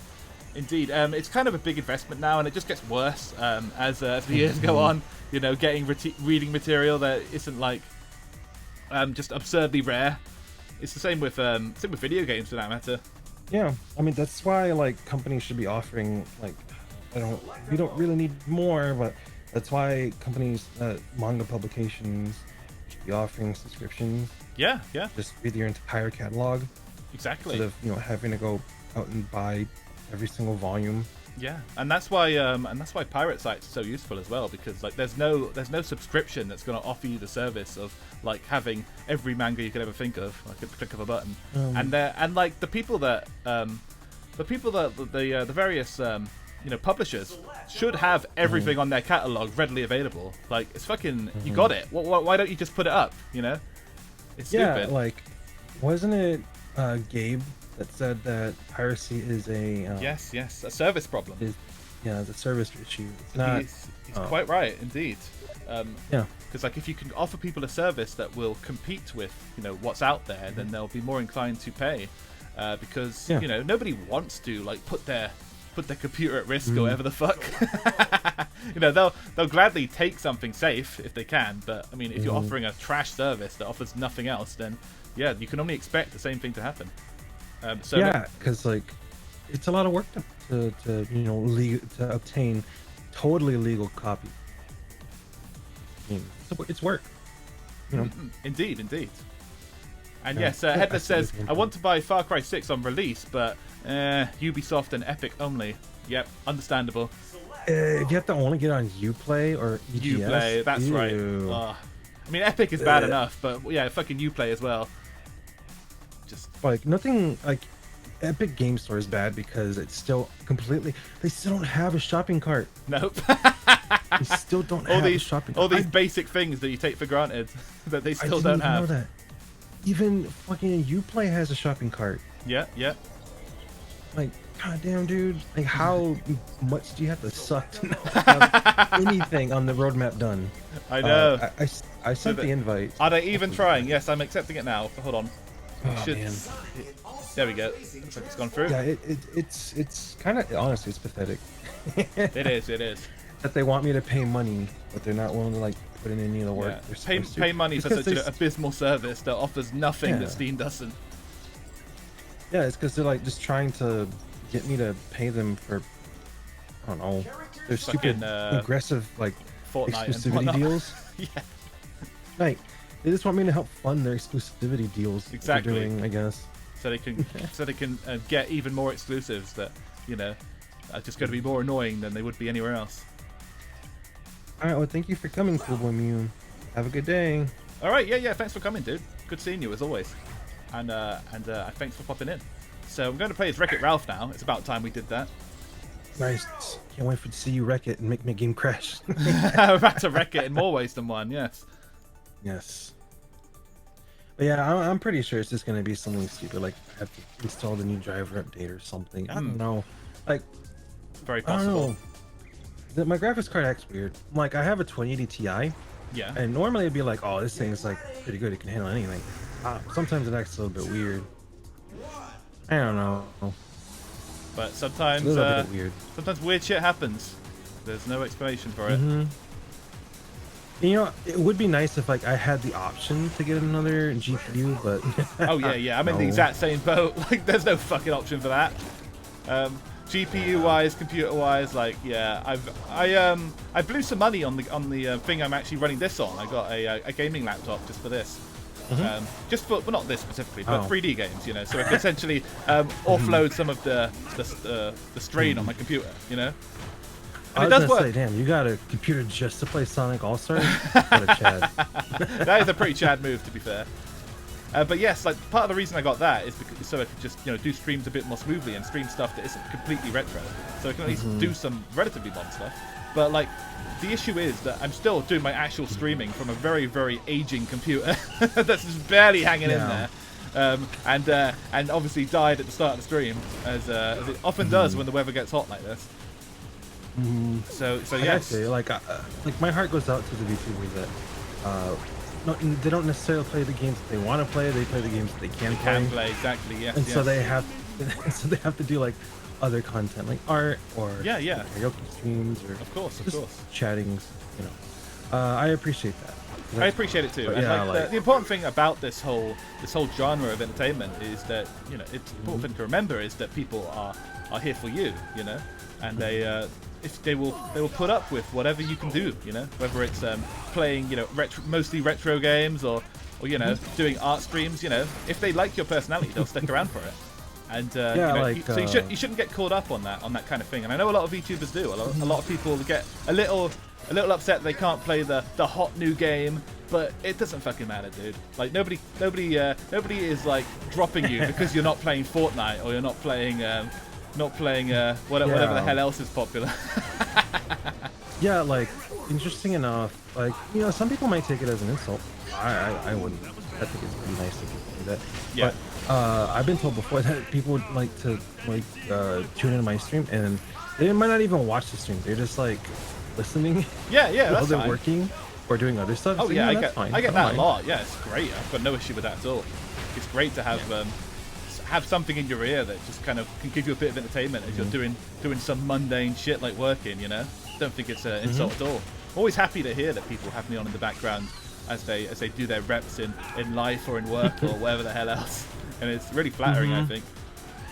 Yeah, like for me, it's like when people tell me that, it's like, oh really? Wow.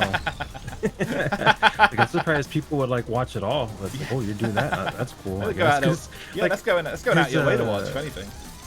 Yeah, because like if you're not like watching this stream and you're just hearing it, like you're cutting out half of it and you're just left with like just me talking to you. Yeah. As I'm playing the game, and like so it's like that's very funny. Yeah. I don't mind it. It can sound a little strange, but I mean it does make sense when you think about it, because like a lot of this whole thing is just about the element of company, the element of having somebody in your ear and talking to you that you can interact with a bit and stuff like that, and you're still getting that element even if you're not fully seeing what's going on. That's pretty cool. Uni says he's never touching Valorant. Fair enough. Oh, good to hear it. I'm glad you have some ideals, dude. I tried playing it. I didn't like it. Like the first game I played, like I didn't know. I was just like trying stuff out. People kept getting mad at me, telling me to use my powers. Like, bro, I don't even know what my powers are. It's like literally my first match. Yeah. Oh man, it's it's one of those things. It's you gotta get to a high level, I suppose, before you can compete. You can't just jump in. And so like with that, it's like that for a lot of games. And if people want to play it, that's fine, I guess. I don't really feel compelled to. I'm the same. Like I'll never like. If people want to play fucking Genshin Impact or whatever the hell, it's fine. It's like to each their own. But like I like racing games and I do what I want. And I will always do what I want. Although you can make requests, and like I'll certainly check out any cool games that people suggest to me. But yes, that's just how it is. Like people should be true to themselves, and I believe that if you grind out long enough, that if you're true to yourself, that good things will happen. Yeah, because people know. Yeah, because people will come to know what to expect. Exactly. Eventually. Yeah. So definitely. It's whatever. Like I don't really want to be like a retro YouTuber or whatever, but it's just not that it's easy for me to play, but like that's kind of stuff like the games I play are games I already know of, and I can be really passionate about that. So I'm hoping that me being passionate helps to like impart that to the viewers. Yeah, exactly. I think the exact same logic in my stuff as well. I think stuff that I can like get infused about comes across better. Like if people were joking earlier, I've never seen a British person so happy, Spike. But like the the reasoning behind it is because I'm having fun, you know, because I'm playing stuff I like. And if I was playing like complete shit that does good for numbers, then I'd be miserable. I'd sound like every other Brit online. Oh man. Yeah. I guess that yeah. It's sad that some people feel like they have to. You know, there's people that actually play it that like to. Well, and like I said, there's nothing wrong with liking what you like. Of course, there's people that I'm friends with, like Akashi. I think I'm pretty okay friends with Akashi. Yeah. And he really likes Apex Legends. He's been like grinding Apex Legends. Of course. Pretty damn hard. Yeah, there's nothing wrong with that at all. Like, there's a lot of VTubers that do legitimately like these games, and they're popular games for a reason. Like, people did like them to start with before they were popular, you know. So like, there's nothing wrong with that at all. But it's like, what? Jesus, I went completely lopsided there as well. I don't know what happened. What was that? I got like stuck in the fence. Wow, you yo-yoed me and yourself. Amazing. I did. That was complete mayhem. Wow. I'd like to after this game, I'd like to see if there's anybody that might like to play us both. If that's something the chat would be interested in. I know you guys talked about it earlier. If anybody listening, we could do like regular races, or we could do battle races, or whatever. Try a bit of both.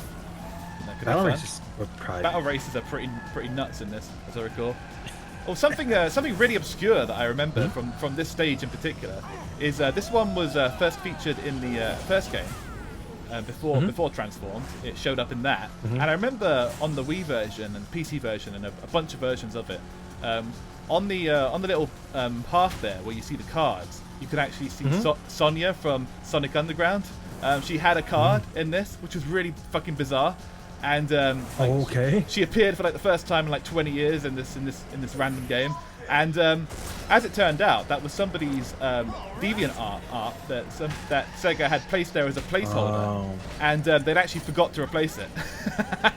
They shipped the game with Sonya still in there, and you know, by complete accident, she made her first appearance in an actual game.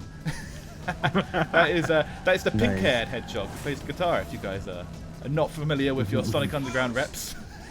Yeah, if you don't know, Sonic Underground is the landmark show. Landmark animated show. You can call it anime if you want. Oh yeah, yes.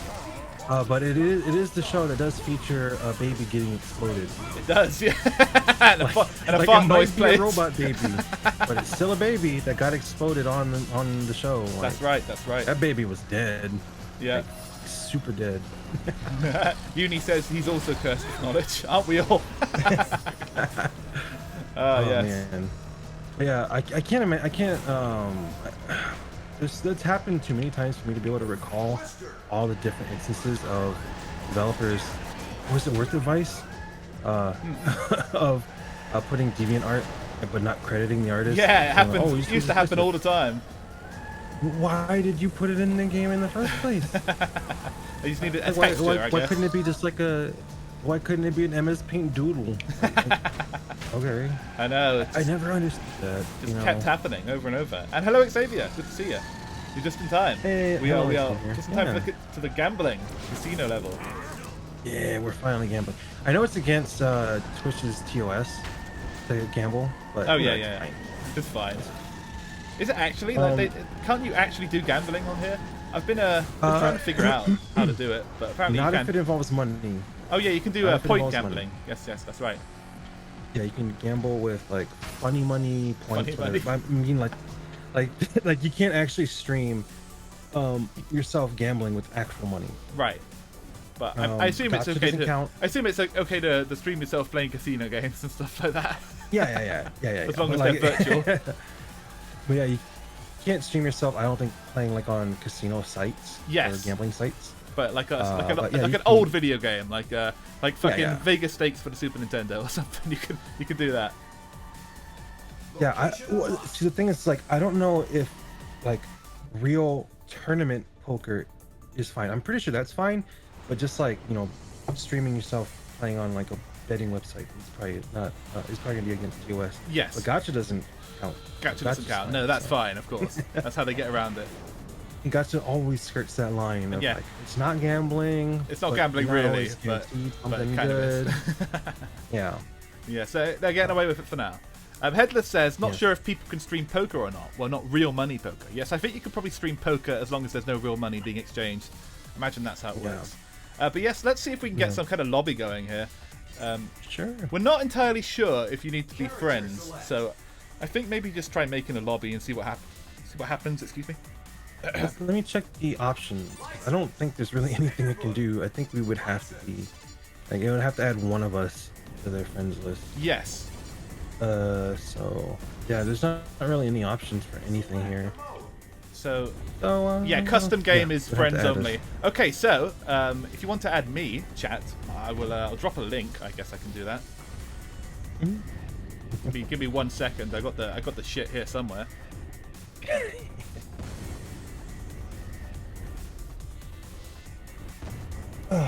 But yeah, I think kind of like what Uni said, having cursed knowledge. To me, I consider learning Twitch TOS as like cursed knowledge. Definitely. I've never ever wanted to learn anything. You know, because this isn't my first foray into streaming. Like, because anybody's been around the internet long enough, they probably have been around streaming once or twice before this. I remember I was streaming back. I talked about it before. I was back on the stick cam days. This is Oh before yes. Justin Oh TV. man, what? That's way back. Yeah. Way back when you could like stream off of somebody else's stream and connect it to theirs. Yeah. Like you could have like 7, 8, 9 people off of one person's stream, and you'd be watching each other do stuff, and it was really funny. God, it was bizarre back then. But yeah, there's also another website called Moglis that later became livestream.com. Oh yes, yes. Like I they remember got that name. I used to stream on Moglis back in like 2009. Cool. And that was interesting. Like it was the literal Wild West back in that day. Back in those days, you could stream anything. I remember, well, almost anything. I remember my friend actually set up a old account on Livestream or Moglis at the time. It was called Fan Made Sports. And I don't think it's live anymore, so nobody could find it. But yeah, it was called Fan Made Sports, and the reason it was called that is because normally like streams that would do like live broadcasts of sports wouldn't get bothered with; they'd just get overlooked. Yeah. Or people talking about just sports in general, and they would just get overlooked. But what my friends would actually do is they would set that up to run Boku no Pico 24/7. Oh man, I can just imagine dropping that link on somebody and be like, "Oh yeah, you watching the game, bro?" Fucking hell, those were the days. Yeah, I mean, like back then, like this stuff was so under the radar compared to where it is now that you could just stream, hentai. It was fine. As long as you didn't like outright say what it was, like you could get away with it. Right. Yeah. Like days like that were fun. They were really, really fun, but really stupid. I guess I can invite you, and then you can invite off of me. Yes. Uni and Headless have joined. So we have at least two people. If anybody else wants to add me, please feel free. The link is right there. Yeah, feel free. And feel free and let us know in the comments too. Indeed. In case Spike doesn't see it. Yes. So let's try a custom game. Will this work, or maybe we should just invite everybody manually? Using the overlay, maybe that'll be easier. Maybe. Let's see if that works. I mean, if you want, you can make the lobby and just invite everybody. That's you want to? Yeah, you want to try it that way? Okay. Yeah. All right, so because I don't think there's any work being done either our machines. Yeah. No, I don't think so. Hosting this, Steam is taking care of it. Thankfully. Yes, I believe so. Yeah, that game. Oh yeah, back then it was funny, like what you could do. I remember there's a list of banned games on Twitch. You have some of them. You have to look it up. Yeah. 'Cause maybe you wouldn't know. I know Yandere Simulator is one of the banned games. That's actually banned. Wow. Yeah, it's been banned I think since like 2016. Wow. Something like that. It's been banned for a long time. People are only streaming like on YouTube. I see. But crazy. There there is a particular game that I streamed on live stream, and it's a game you're not supposed to stream on Twitch. You're in Yeah. trouble for it. What was it? And it has the funniest name. Um, if you look up on in the banned games list on Twitch, it's on there still. I checked. It's called "Suck My Dick or Die." Oh, that one. Yes, yes, yes. I actually streamed that on live stream way back in the day. Because I only got it because it had a really funny name. It did have a great name. So seeing that's absolutely hilarious. And remember I played it for some friends and it was amazing. That like the whole time I was playing, I was like, how am I getting away with this? Nobody cared on life. Nobody cared. Good days. Those were pretty nuts those days. Like it's not even a game. It's just a visual novel with sections and stuff. And like I don't care about that. There's so many weird visual novels with titles like that that are just incredible. but it was funny to me that I was doing that. Like I don't play like Nuki, which is just like sex games. I don't play those. Yeah. It's like there's no game. It's just sex. It's just like a visual novel sex game. It's like, okay. If there's no gameplay, I'm probably not going to be checking it out. Or if the story is not interesting, I'm not going to be interested. Yeah. So it was just for the novelty factor of I'm doing this. Like this is what is really happening. Yes. And I remember I was like kind of streaming on Twitch at the same time. not that game, but No. like, just in general. Oh, I see. Yeah, yeah, yeah. In general. Just in general. So,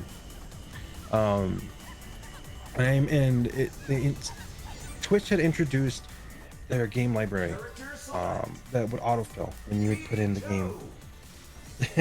Yeah. And it was on there. It was on the list of games that are on Twitch, Twitch games list, and it was hilarious.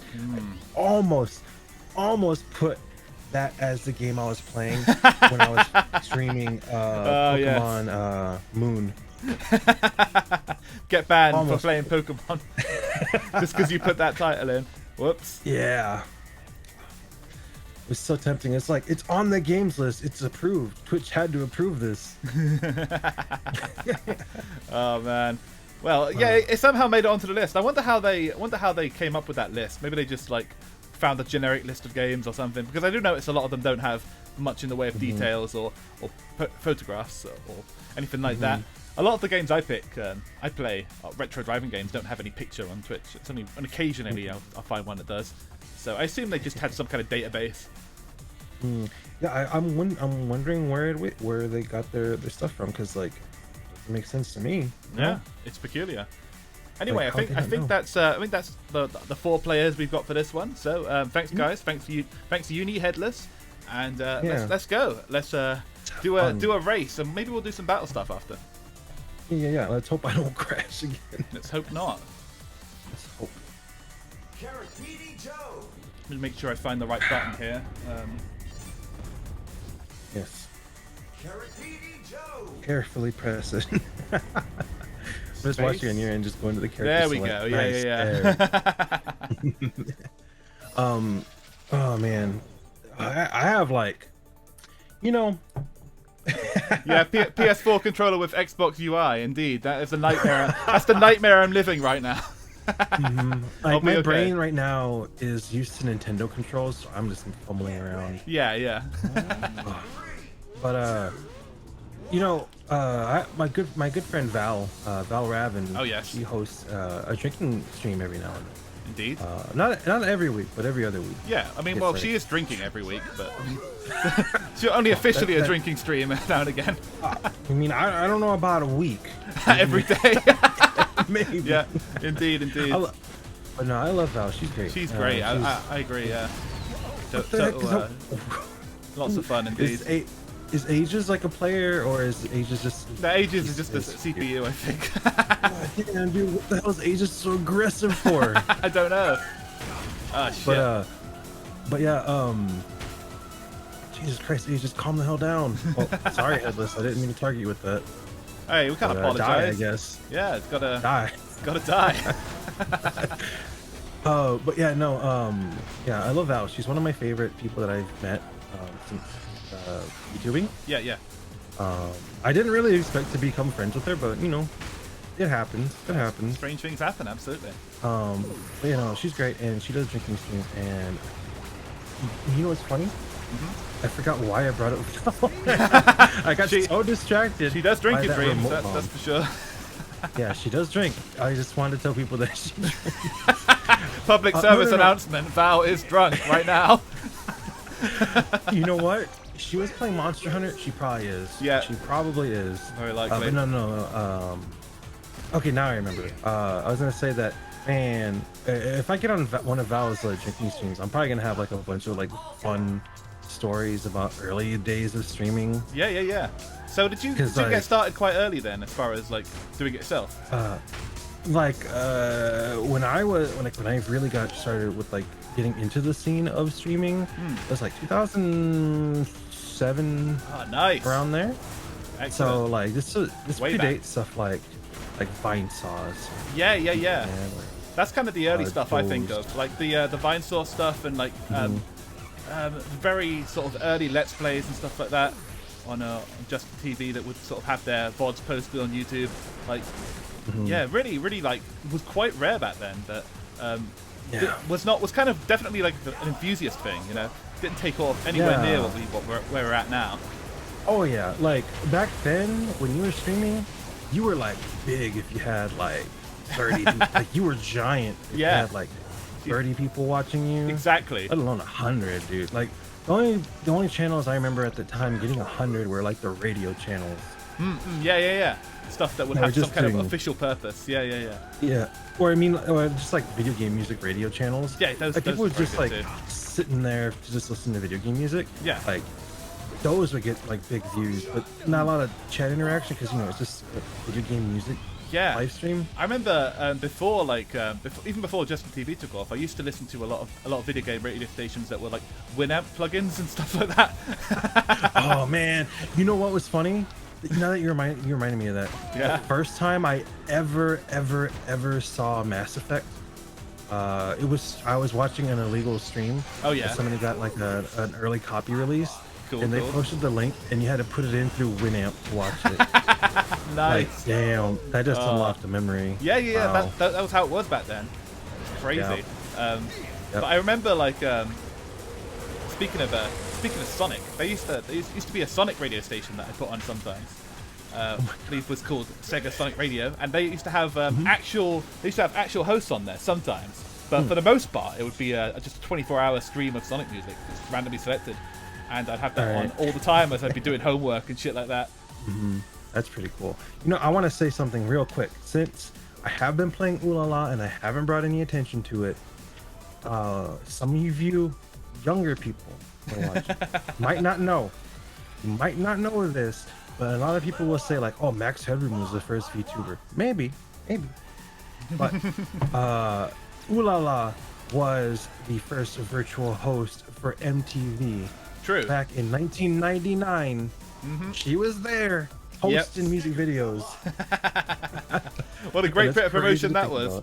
It's crazy, yeah. Man, crazy to think about. Absolute trendsetter. That's real. Yeah. I think somebody else sent me a friend request, so let me look at that quickly. Oh, cool. More the merrier. I got some kind of pop up. I'm not sure. How dare you bring Pine here? How dare you bring Pine?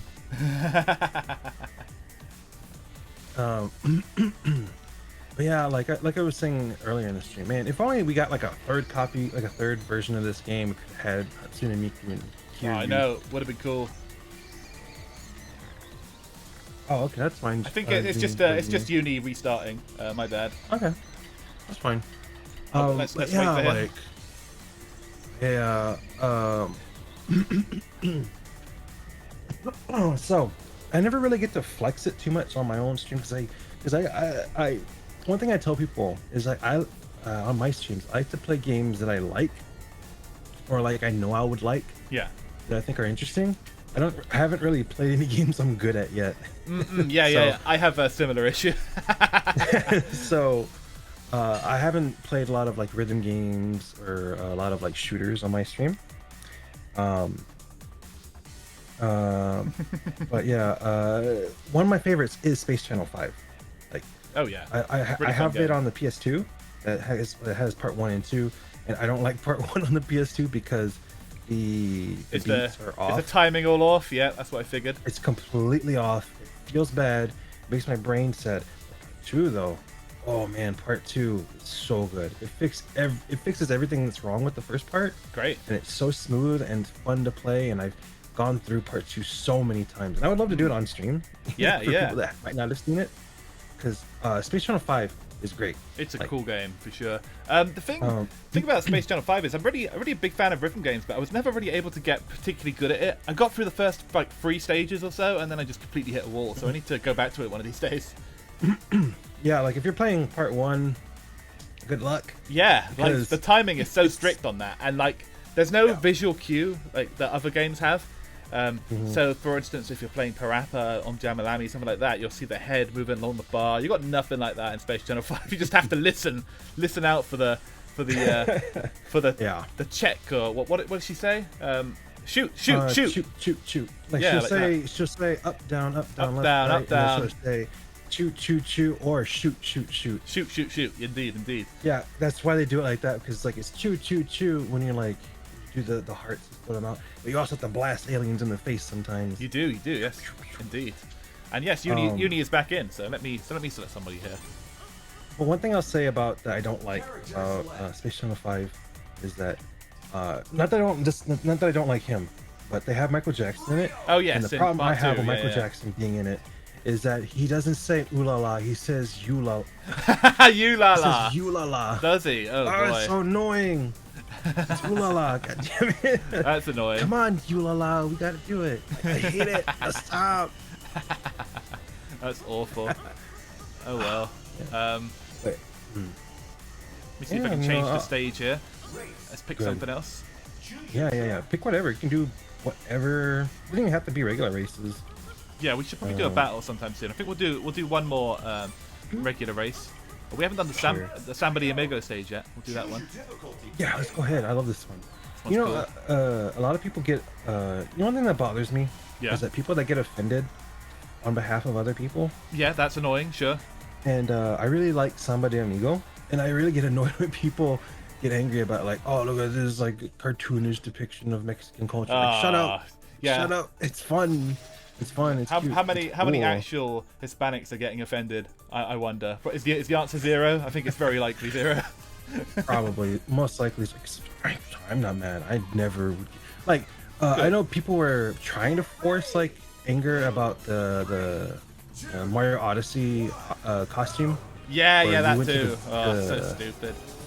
Yeah. It's like, but like this is like the best aspects of the culture, you know. This is fucking great. How do you not have a great time when you're like looking at all this shit, all the luchadors there at the start, and the various cool designs and the Day of the Dead stuff? Like, it's nothing to get offended about. It's fucking cool.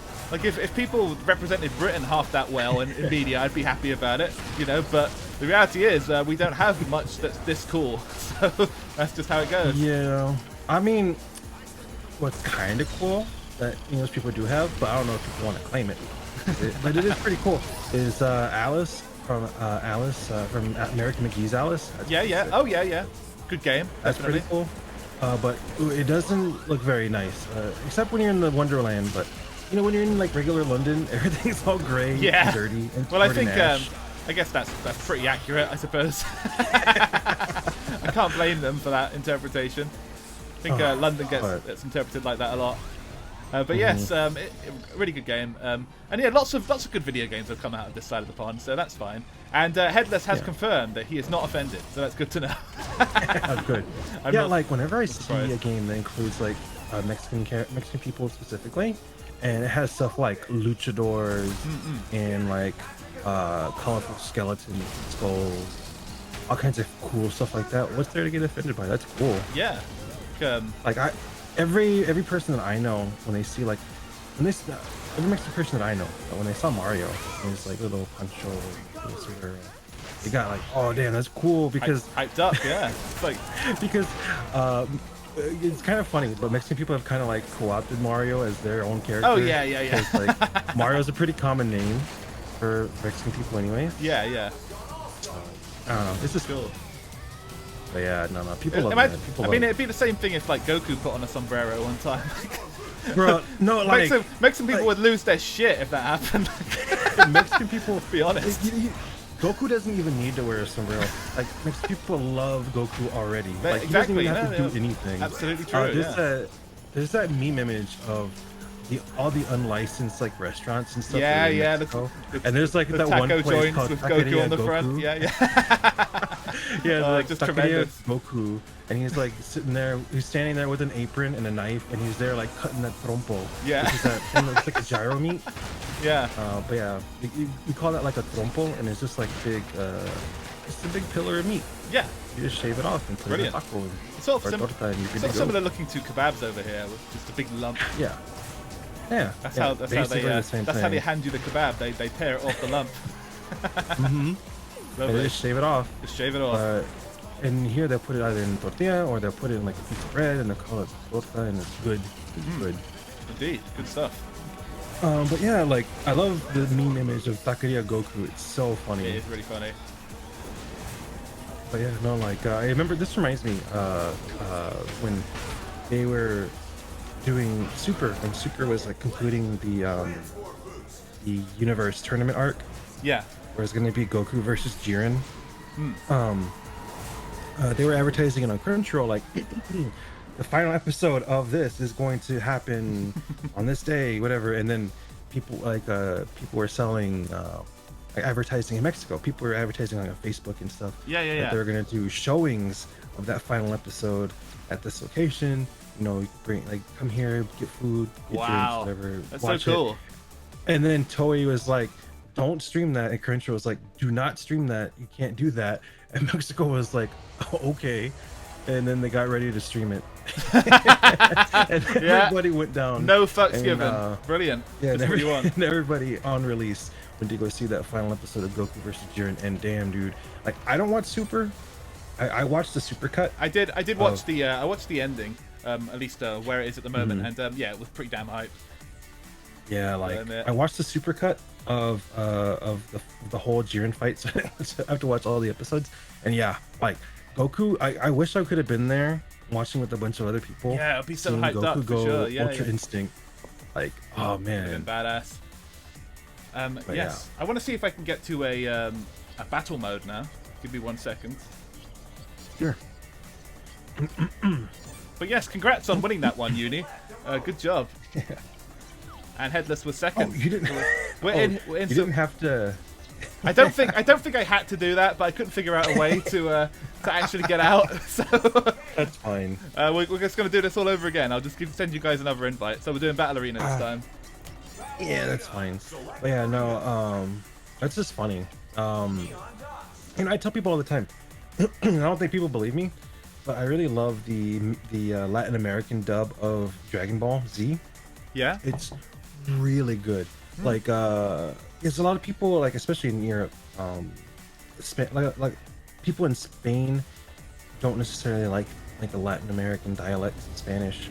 Yeah. Of course, you know, but it's just like how French Canadians get made fun of by French people when they go to France. But yeah, of course. And it's just one of those things. And it's funny because like yeah, they don't like it, but you know what? I don't like theirs. You know what? I don't like their Spanish. Their Spanish fucking sucks. I hate their Spanish. It sounds like it wants to be French. I hate it. But yeah, like the Latin American dub of Dragon Ball Z is so good because Mexican Spanish is very brusque. Yeah, it's very like. I suppose it's quite appropriate with the kind of the rough action. I can see it working pretty well. We got so good for the Dragon Ball Z dub over here. We got the Blue Water dub, I believe it was called, for most of it, which is like there's not a whole lot of clips around of it online, but it was essentially quite similar to the Funimation dub, but had some different voices, and it kind of leads to whenever I'm looking up clips of it, there's always kind of a weird disconnect in my mind where some voices sound fine and others are just like completely off. Like the Blue Ocean Vegeta was really good, I remember, and like.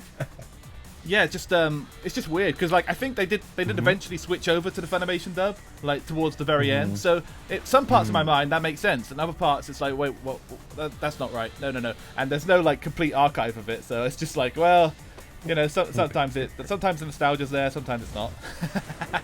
Yeah, I can understand that. Like for me, you know, it's already documented that there's like different versions of Dragon Ball as it was airing in America. Yeah. I like the Ocean dub. A lot of people didn't because like the Goku isn't the same as like the one they did later. Yeah, with I liked it too. But I like the Ocean dub Goku. I think actually the Ocean dub I think came first. No, I think Blue Water came first at the beginning of the series, and then it turned into Ocean. So they both have very similar names for that reason. I think it was sort of a case of them like being bought up by a bigger company. So it's technically the same dub, and yeah, I agree. Like Goku had a really good voice in there too, and a bunch of them just sounded like really fitting, but also had like Go ahead. It's weird, like you're saying, it's weird because I have that disconnect too. Because like, there's like there's multiple Gokus. Like, For us, just multiple, and it's so stupid that the guy from the Ocean dub didn't want to do it because he didn't want to scream. Yeah, of all things. And it's like the guy who does Goku now, like bro, he is just like living large. Yeah, like, he's made so much money. He's made so much money. He is the face of Goku. I think he's like passed out in the studio a couple times just from how much screaming he did, but it's all worth it. He got paid. Yeah. And yeah, Uni says, imagine being the father of Spanish and being the worst sounding Spanish. Yeah. Indeed. Yeah. Yeah, like it's the thing, like you wouldn't get it unless you know, because like I know there's a lot of I have to deal with a lot of different people that speak Spanish. Like I've dealt with Puerto Ricans, Salvadorians, Hondurans, Cubans. But their accents are kind of funny, and sometimes, especially Cubans. Yeah. Oh, damn, dude, those guys speak fast as hell. Like, it's hard. I wish I had subs for the Cubans, because man, they go fast as hell. Yeah. But yeah. And yeah, Headless says, I don't know what y'all folk are talking about. British is superior, mates. British. God, that's this great British pride in the chat tonight. And yeah, we have a million different accents as well, and it's very easy to make fun of them. Oh yeah, like I'm pretty sure most of those are made up. Like, how do you have 20 accents in the same area? Yeah, you can go like 20 miles down the road and everybody sounds completely different. It's fucking bizarre. Yeah, it's very funny. What was it? Oh yeah. My favorite thing right now, well, one of my favorite things right now is like that one stupid meme that's like kind of popular right now. Yeah. Come on, Dingerland. Oh yeah. For some fucking goals. I fucking love that. That is great. That guy is so good with his big fucking drum. I just love like the England. So I've never heard anybody say that. It's so stupid. I love it. It's one of those things you're only going to hear exclusively at football matches, pretty much. So good. Man. I think a lot of people got exposed to that when the World Cup was on recently, and sort of the camera would like go to a shot of some complete lunatic just screaming at the top of his lungs. That's the English like experience, the Yob experience, so to speak. Oh yeah, like the dude with the fucking drums, like that's associated with that image, with that reading. It's so funny, like bring a goddamn drum to the football game. Goddamn dude. He's a real dude. That guy like goes through life like the rest of us. You believe it? Absolutely insane.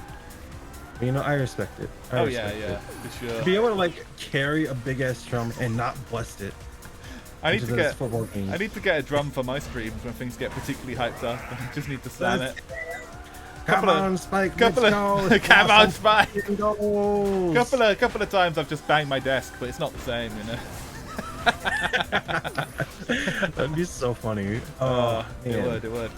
It's a good you have time. to do like since you play mostly driving games, you would have to play like Rocket League. That way people can actually do that. I think I'm gonna do a Rocket League playthrough soon and get some of the chat members in on it. I think that could be fun. Yeah, I think it's definitely long overdue. We gotta turn it into a proper footy match. Oh, that's so funny. That'd be great. I'll definitely watch that. Fantastic. Yeah. Oh, you should like get a sound redeem. Just like Vuvuzelas and Vuvuzelas. Yeah, for sure. Speaking of like the World Cup, And I remember that particular World Cup when the world got introduced to the Vuvuzela. Yeah. Oh, Never has, in fact, Never has linked the clip of me slamming my desk and shouting, "Come on, Spike!" He has a great memory. He's always right there whenever I reference anything. Nice. Thank you. But yeah, like, man, yeah, the world got introduced to the Vuvuzela and the Brazilians took to it like water. That's right. There were so many memes when that first happened. I remember, like, the Vuvuzela images were constantly, you could go anywhere on the internet and not be assaulted with them. Or, like, you'd be watching a video and suddenly Vuvuzelas would hit and, like, it'd be sort of like a Rickroll. But yeah, good So times. rambunctious and loud. Yeah. Very much so. Oh. Insane. Take that headless. It was so strange as somebody that never really seen them before, like just figuring out what the noise was, you know? Like, is there some kind of bee infestation going on here? Like, well, what am I hearing? Got me.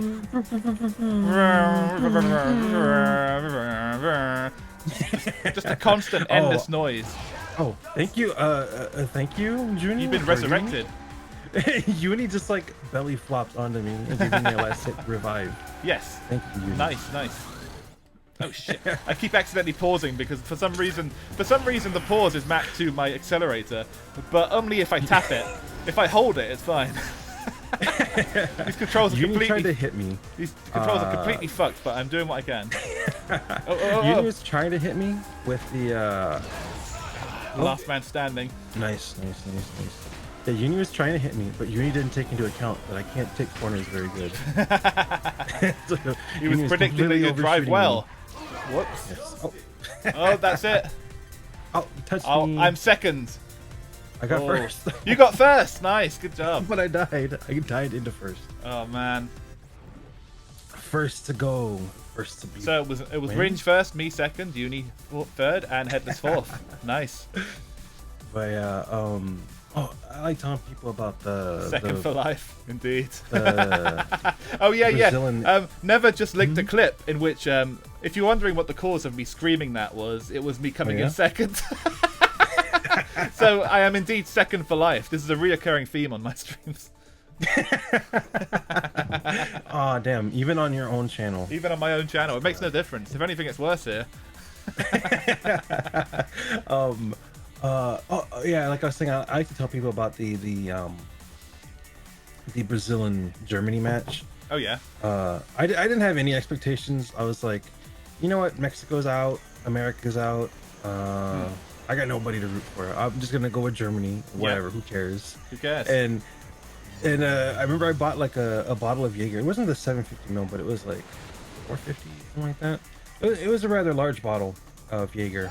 I bought it and I put it in the freezer, wait for that game to start, and I just busted it out and I drank that whole bottle during that game. And man, I was so wasted, but I was laughing my ass off. I was watching a good time on online. Yeah. Ventrilo with some friends, and it's like, I was just dying. Imagine getting 7-1 in the World Cup. It was remarkable. Just completely obliterated. I was watching some kind of stream with a live chat, and it was just complete mayhem. It was really fun, like watching England as well, because they got pretty far this time. But like all the memes that people would have ready were just insane. I've never seen it be so memed on before. I think not this World Cup. I think it was the last one that had like the first USA and England match in a while. Yeah, it might have been the one before this the last one. It may have been the one before, yeah. Yeah, and like it was funny because people were hyping it up like, oh, England versus America, who's gonna win? And then like it ended up just being a 1-1 game. Oh my god! After all that, remind me. Oh, the goalkeeper for England fucked up so hard. Yes, he did. That was fucking embarrassing. Oh my! He was so smug about catching that ball too. So he put his whole ass into catching that ball. He was like squatting so low to catch it. Yeah. And then it just touched the tips of his fingers and bounced into the net. Yep. Oh my god, it's so beautiful. Oh my god. Yep. And, never says a random hobby of his is going into random Brazilian servers and saying 7-1. Oh man, go on to people the were crying that go into the day. British servers and talk about the tip of the goalkeeper's finger there. There was many embarrassing moments. Oh my god, you know, and Glebby's talked about it, so I'm not doxing him. But Yeah.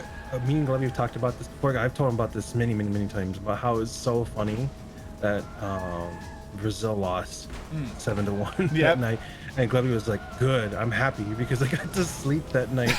Because like almost every day, Yeah, there'd have been a party all night otherwise. Screaming. Oh my god. But that night, people were quiet. It was a ghost town that night. Nothing to celebrate. Yeah, it was That's so funny. funny. Oh man. But yeah. For all their was, pride, like they couldn't do it on the day. And to be fair, that's pretty much the English experience as well. Like we're so proud over football and always willing to lose our minds over football, but usually we completely shit the bed when it's time to go. We only did a little bit better this time round, which is rare.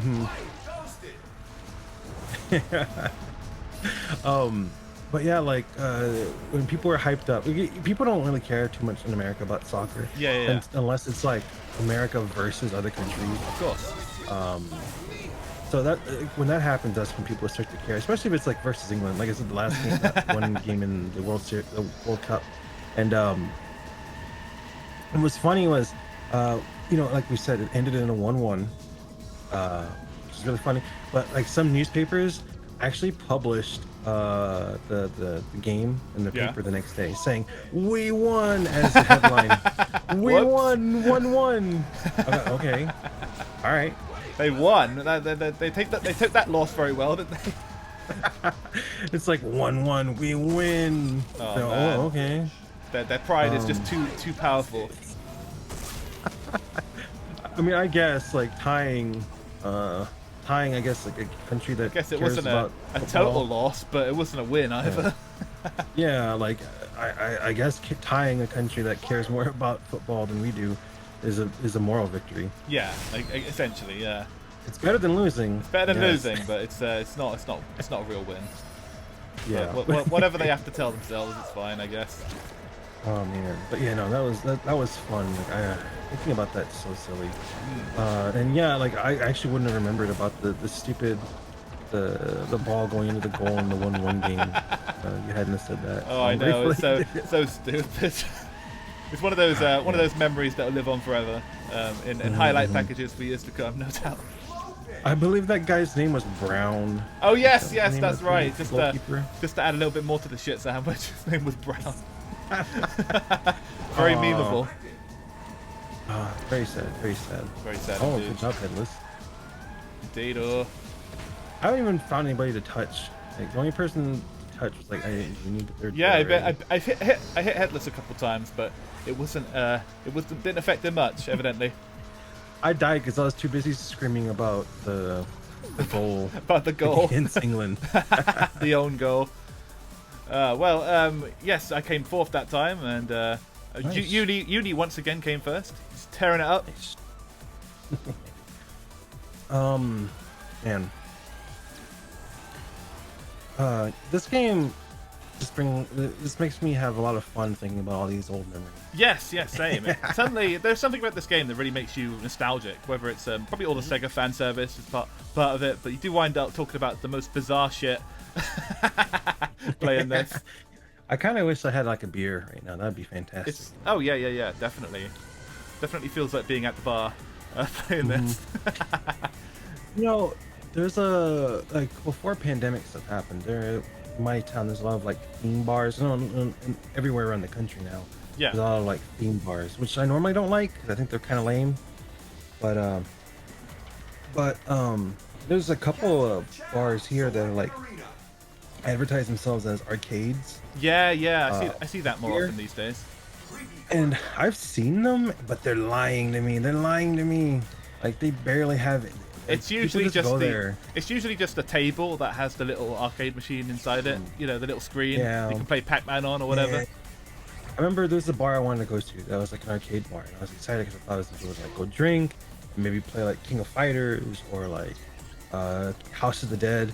And I go drive by the area and I see it, and they have like a tiny section for board games. Yeah. And they have like tiny Mortal Kombat hanging on the outside, and it's like that's it. Like, That's it. What the hell? That's what you get. I ain't gonna play that. And yeah, indeed, indeed, Headless, like MLS is on the up and up, and people do indeed love going to soccer games. It's one of those things. I've only ever been to like one. I think I got taken to one when I was like 6 or something like that, and it was quite fun. But I mean, it wasn't a particularly exciting match or anything. But yes, like any sort of event like that with a big crowd is always going to be pretty hype. Like, just can't really go wrong. So we're doing a bit of capture the Chow now. Okay. Yeah, good. Like I just brought up House of the Dead, and we're doing the House of the Dead map. Nice, nice. Uni says, why did you have to remind them? That's like 9/11. Yes, do not go into Brazilian servers and say the forbidden term of 7-1. You will bring back lots of horrible memories. You know, I've talked about it a little bit before, but before I was streaming on Twitch as a YouTuber. Yeah. I was hanging out with, you know, I've been friends with Glubby for a long time. Yeah. And we'd be hanging out pretty often. And one thing that was fun was I used to stream VR chat from on Discord. Nice. And I would specifically go to the Brazilian servers and like I'd tell them, hey, tell me what they're saying. Tell me what they're saying. And so I could like interact with them, but like they wouldn't know that I don't know what they're saying. So it was so funny, like pantomiming like I understand. Right. It was so great. hilarious. Oh my god. I love doing that. Like if you ever have a time. friend that can speak another language like German or Italian or French, yeah, use them to go like hang out with this community that you would normally never never hang out with. Yeah. It's a trip. It is the way to do it. Sounds like fun. Sometimes people can be like, you don't understand what I'm saying, do you? And then catch on, yeah. Yeah, and then your friend would tell you like, oh, do this, and you do it, and you're like, oh, okay. And dude, you can get away with being an imposter for one more day. How many days did you manage? I can't believe you managed one day. I only did it like 2 times. I see. It's really funny. Cool, like, people even added me to like their friends list and stuff. It was very funny. That's nice. Of course, I never do it to like be mean. I'm just like hanging out, having fun. It's like pantomiming. Pretty funny. And yeah, Never says their language is weird, like deformed Spanish. I think a lot of Spaniards would concur on that one. Yeah, I kind of feel that way about like European Spanish. It sounds like you're half finishing your words. Right. Yeah, like when you speak like European Spanish, it sounds like you're just not continuing what you're like trying to say. Interesting. Like you have like you bit your tongue or something. Yeah. That's the best way to Bizarre. describe it. I think I know what you mean. Yeah. Yeah, it's like baby Spanish. I hate it. There's a lot of baby talk. There's a lot of like accents over here as well, where people just miss out parts of words, you know, and like there's if you go deep into certain regions of London, people just won't pronounce H's ever. So it'd be like, I got if you're for instance, what say you got smacked in the head, you'll say I got smacked in the head. The head, just like that. The head. Exactly. You're missing out like at least 2 syllables there, but people know what you're saying, so it's fine. Oh, I got smacked on the head. Languages are strange. The Glaswegian accent is fucking awesome. Yes, it is indeed. Never. When you go deep into Glasgow, Scotland, hello, gov. People actually talk like that, and it's not just in cartoons. No, it's real, absolutely. And hello, Goggles. Good to see you. It's we've been capturing the Chow right now. We're trying to. No. I've only got 1 Chow so far. Oh, Chow. I think one of my favorite things is. No! Oh, he took the Chow right from in front of me. I think one of my favorite things is like recently I was watching Velvet play games. Yeah. And sometimes they have characters that are supposed to have an Irish accent. Oh no! And hear her oh man, that's always so hilarious. Funny. Yeah, it's hilarious. Like they added characters that have Irish accents to the new remake of Spyro. Oh really? Like, why? Like why? They didn't have that before. Just to make them a little bit more royal sounding, I guess. I guess, but it's just very funny to hear that. Yeah. It's like, why try to do like a really bad Irish accent? You know, I'm pretty sure there's like actual Irish people. Like, Yeah, you can hire them. Like, I'm sure. Like, if you just look a little bit. yeah. And especially right now, there's plenty of people that do like line readings at home because they'll have like a sound booth set up at home, like a pseudo one set up. Yeah, exactly. That's certainly better than nothing. Headless says I went to Canada versus Jamaica game with Guatemala versus Costa Rica game afterwards in Los Angeles. Everyone cheered for the Canadians because they were basically Americans. Ah, yes, I see. Americans do that sometimes, where they'll like they'll cheer for the British just because they're a little bit closer to what they're familiar with. I mean, I would have cheered for the Guatemalans. Yeah. I don't know. I think they're cooler, but that's fair enough. Sad. Oh man, it's weird. Let's do Capture the Chow again. That's quite fun, but we'll pick a different stage. We'll have the Monkey Ball Park this time. You know, I believe it. I believe it was hell. Yeah. Yeah. I can imagine. Everyone went to hell, indeed. And yes, by the way, I'll post my Steam one more time in case anybody wants to hop in. Sure. In case anybody has turned up. Have me become your friend, and we can join in because this game only accepts friends. Yes. But you can only be friends if you play this. Only friends can play this together. We are friends now. But if you have the game and you want to play along, by all means, use the link. And yes, let us do Capture the Chow one more time. Yeah, that was fun. It is fun. Like I was having fun, but I was too busy like laughing about funny accents. It's been that way for a while. It can be tough to focus on the game with all of this complete nonsense that we keep getting onto. I feel a little bad, but you know that's how collabs are. You know, that's it how is. they are. Yeah. That's how it goes. It's usually like the game is, you know, the reason why we're playing is because of the game, but like we're not here for the game. Yeah. I guess. Exactly. I know what you mean.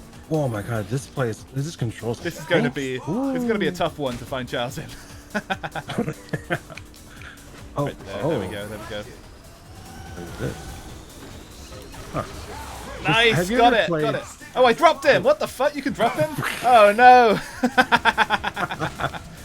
I was gonna ask, have you ever played Kirby Air Ride?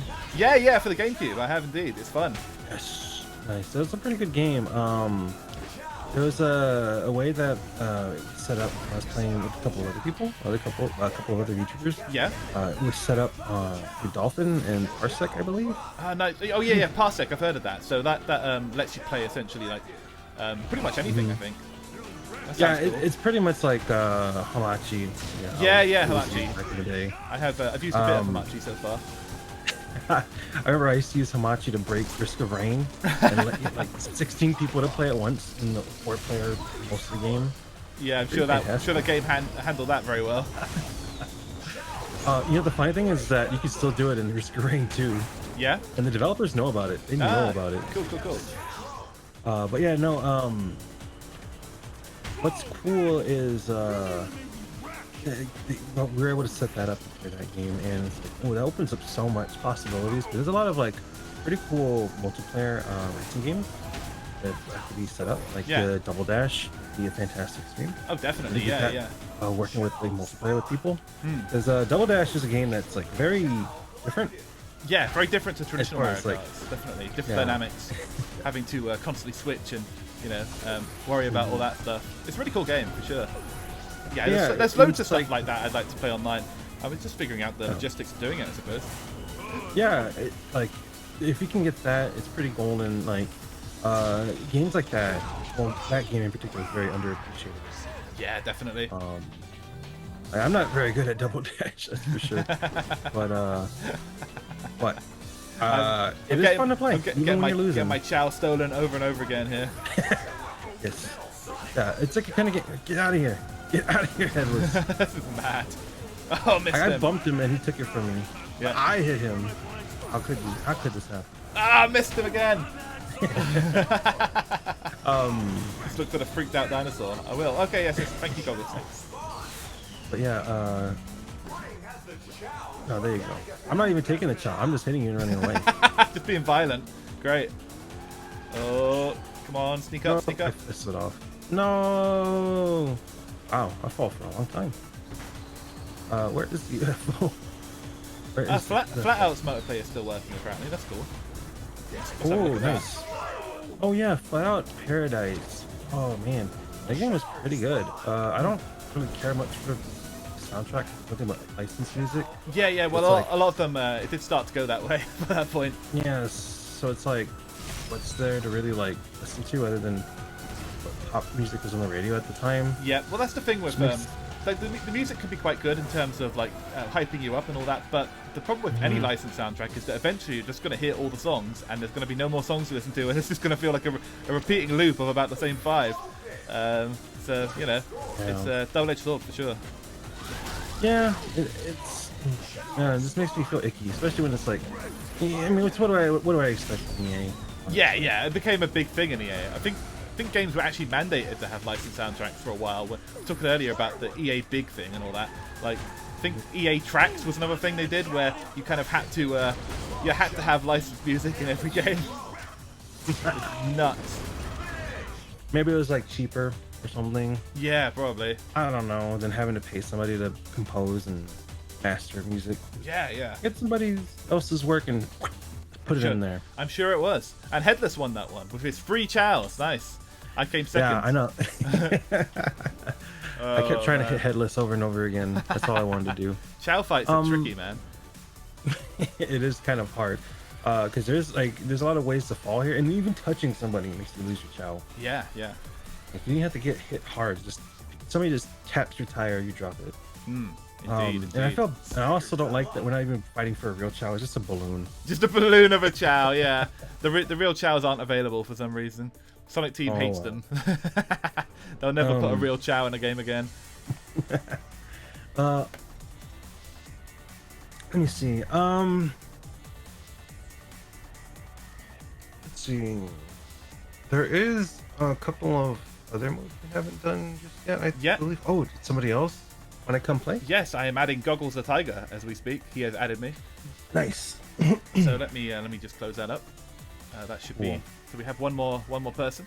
Do you guys want to do one more chow, or do you want to try a different mode?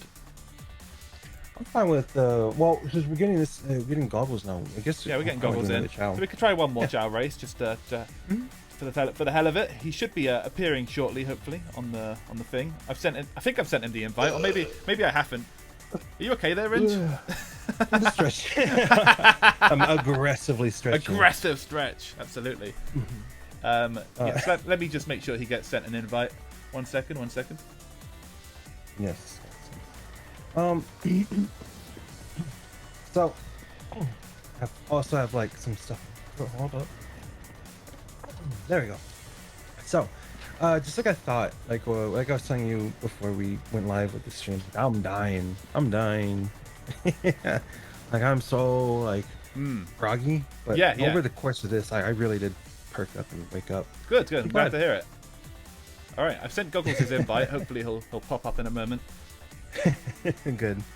Yeah, Battle's okay. I think I prefer Chow a little bit more than Battle. Yeah, I think it's a little bit. But it is funny when you're a ghost and you ram into other people and they don't expect it. I think that's pretty funny. Definitely, yeah. You just get assaulted. Yeah, on a big like square track, like an arena, rather than an actual racetrack, because you can do it's a little bit more chaotic that way. Definitely. Yeah. But yeah, like I said, I'm pretty glad. Like I've perked up over the course of this stream, and it's been a lot of fun playing this game again. Yeah, it has been. I'm glad to hear you've perked up and you're feeling good. Yeah, this game fun is for me too. Great. This game is absolutely tremendous. It's still really fun, and the online works very well. We've not really had much in the way of lag or anything like that. We've had a couple of crashes on your part, but I mean, that's fine. But that's just how it goes. Stupid. Yeah. But yeah, like as far as like network and connection goes, this is all handled through Steam servers, and it's been running absolutely fine. Absolutely. Like because our connections are from all over, like all over. Yeah, exactly. This is a very good test. Yeah, and everything's been running nice and smooth. Definitely.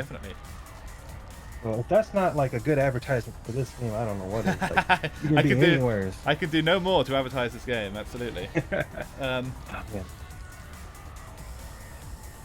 I've Yeah. added goggles, but he doesn't. He's in the game, but he's not appeared in the lobby yet. I've definitely sent a few invites to the lobby, but he's There he is. Or has is he, this someone? has he appeared? Yes, I believe. What? Get this down. Yeah, he's appeared. Excellent. How excellent. could you? How could you? He's picked the forbidden character. Oh man, you know what? Just because you asked, Super Craig, I will take Team Fortress. Austin has a question here. I have this game, but it's on the 3DS. Yes. I think there are version differences. I'm curious. The join system is a little sus, but not bad either. Yeah, I agree. The fact that you have to be friends with people is a little sus and have to go through all of this. And it doesn't always work. It takes a few attempts, but it's different. What's different about it, Austin? It's on the 3DS. Well, yeah, that much is obvious. Is it like a completely different game? Like have they just completely rebuild it at that point? Because I remember the original DS one of the game before this, just regular All Stars Racing was pretty much the same, but just a bit more compressed, you know? Oh, you know what? To counter Austin's statement, I'll say, I have this on the Vita. Ah, yes. And it's basically the same game. Cool, excellent. And Austin says because the characters it has, the Wii U has all the characters that it needs, and the 3DS has a little bit less characters. Oh, I see. So it has the Nintendo characters, right. And the 3DS has slightly less of them, so slightly less than the Wii U version. Okay, that makes sense. Actually, I never played the Wii U or the 3DS version, so I don't know who's actually all in those versions. Every version is a little bit different. It's pretty crazy. You do there are Wii U exclusives, and there's Xbox exclusives, and there's there's PC exclusives that we're seeing here. Crazy, I don't man. think there's really anything on the Vita version that you get exclusive other than bad frame rate. That's the Vita exclusive. The Vita exclusive is terrible performance. That's too bad. Yeah. Well, let's see. I think we've got everybody in here, so let me just press the space here. I think let me see. Super Craig wanted to see me choose Team Fortress for this race, so let me do that. Oh, sure. I don't know if characters are locked. I think do I have them? They are grayed out. Let me pick another character. Yeah, you go ahead. Yeah, go ahead. It's one per. Yeah, you can switch to Team Fortress. Fulfill a viewer's wish. I attempted to, but he. Oh, no, that's are they? Yeah. All right, I got him. Thank you. Yeah. Thank you. It's kind of silly. They really just want you to be one character. They don't want like two Luigi's racing around. We've got to show them off. It's one of the great benefits of the Steam version. All right, that's everybody in. Let's do one more Chow race. Yes. Put those coins in. Oh, I lost. I've used up almost all my coins. Yeah. Oh shit. Yeah, I've been out for a while. Yes, I like Team Fortress 2, of course, as well. For a very good game. Thank you, Headless, for the temp check. Oh man, that's pretty hot. It's not that hot here. Thankfully. Sadly, I know what that feels like because it gets hot like that and hotter like than that in the hell zone. Yeah. Sometimes it gets to like 42, 43. Ugh. Brutal. Disgusting. Not good. But I know in Death Valley you can get to like 120, which is insane. You die if you exist anywhere near Death Valley. Wow, bye Chow. Chow just like oofed itself off the edge. Oh man, it's having enough of being everybody's object of affection here. Poor Chow. Poor Chow, he's going through a lot. Let me see here. So, don't know if anybody's streaming the 3DS version. Yeah, I don't imagine a lot of people are because the 3DS you kind of have to have a very specific setup to stream it, don't you? Yeah, like I have a 3DS. You've been doing your Majora's Mask playthrough, so I mean it can be done. How do you do it anyway? It's because I actually have a capture device built into my 3DS. Oh, it's built in. I see. Yeah, but that's not a feasible solution for most people because the guy who made it, he went by Loopy. He doesn't actually make them anymore. Oh well, no doubt because of Nintendo's strong arm of the law, always putting a stop to things like that. That and also just being tired of making them because he did it for a couple of years and had to troubleshoot his own software because it had his own custom software. I see. I see. That's cool. So, yeah, I bought that way back in like 2016. I bought and had that done way back then, and I'm just using it now. Pretty badass, yeah. Cool. Yeah, I'm taking advantage of it now. Like, Because not a lot of people. Wow. That was pretty cool. Can I get into the thing? No, I can't. Oh yes! Oh Thank my you. god! Beautiful play there. I was gonna say, like, since I told you, like, I've been into the streaming scene for like a long time. Yeah. Like, I've spent like tons of money on stuff just because, like, for streaming. Right. Just because. Yeah, because back then that was the kind of shit you had to do to actually get a 3DS on stream. Like, yeah. That was just the practical thing, I suppose. Yeah, because this is before Citra or any emulators or anything. Yeah, absolutely.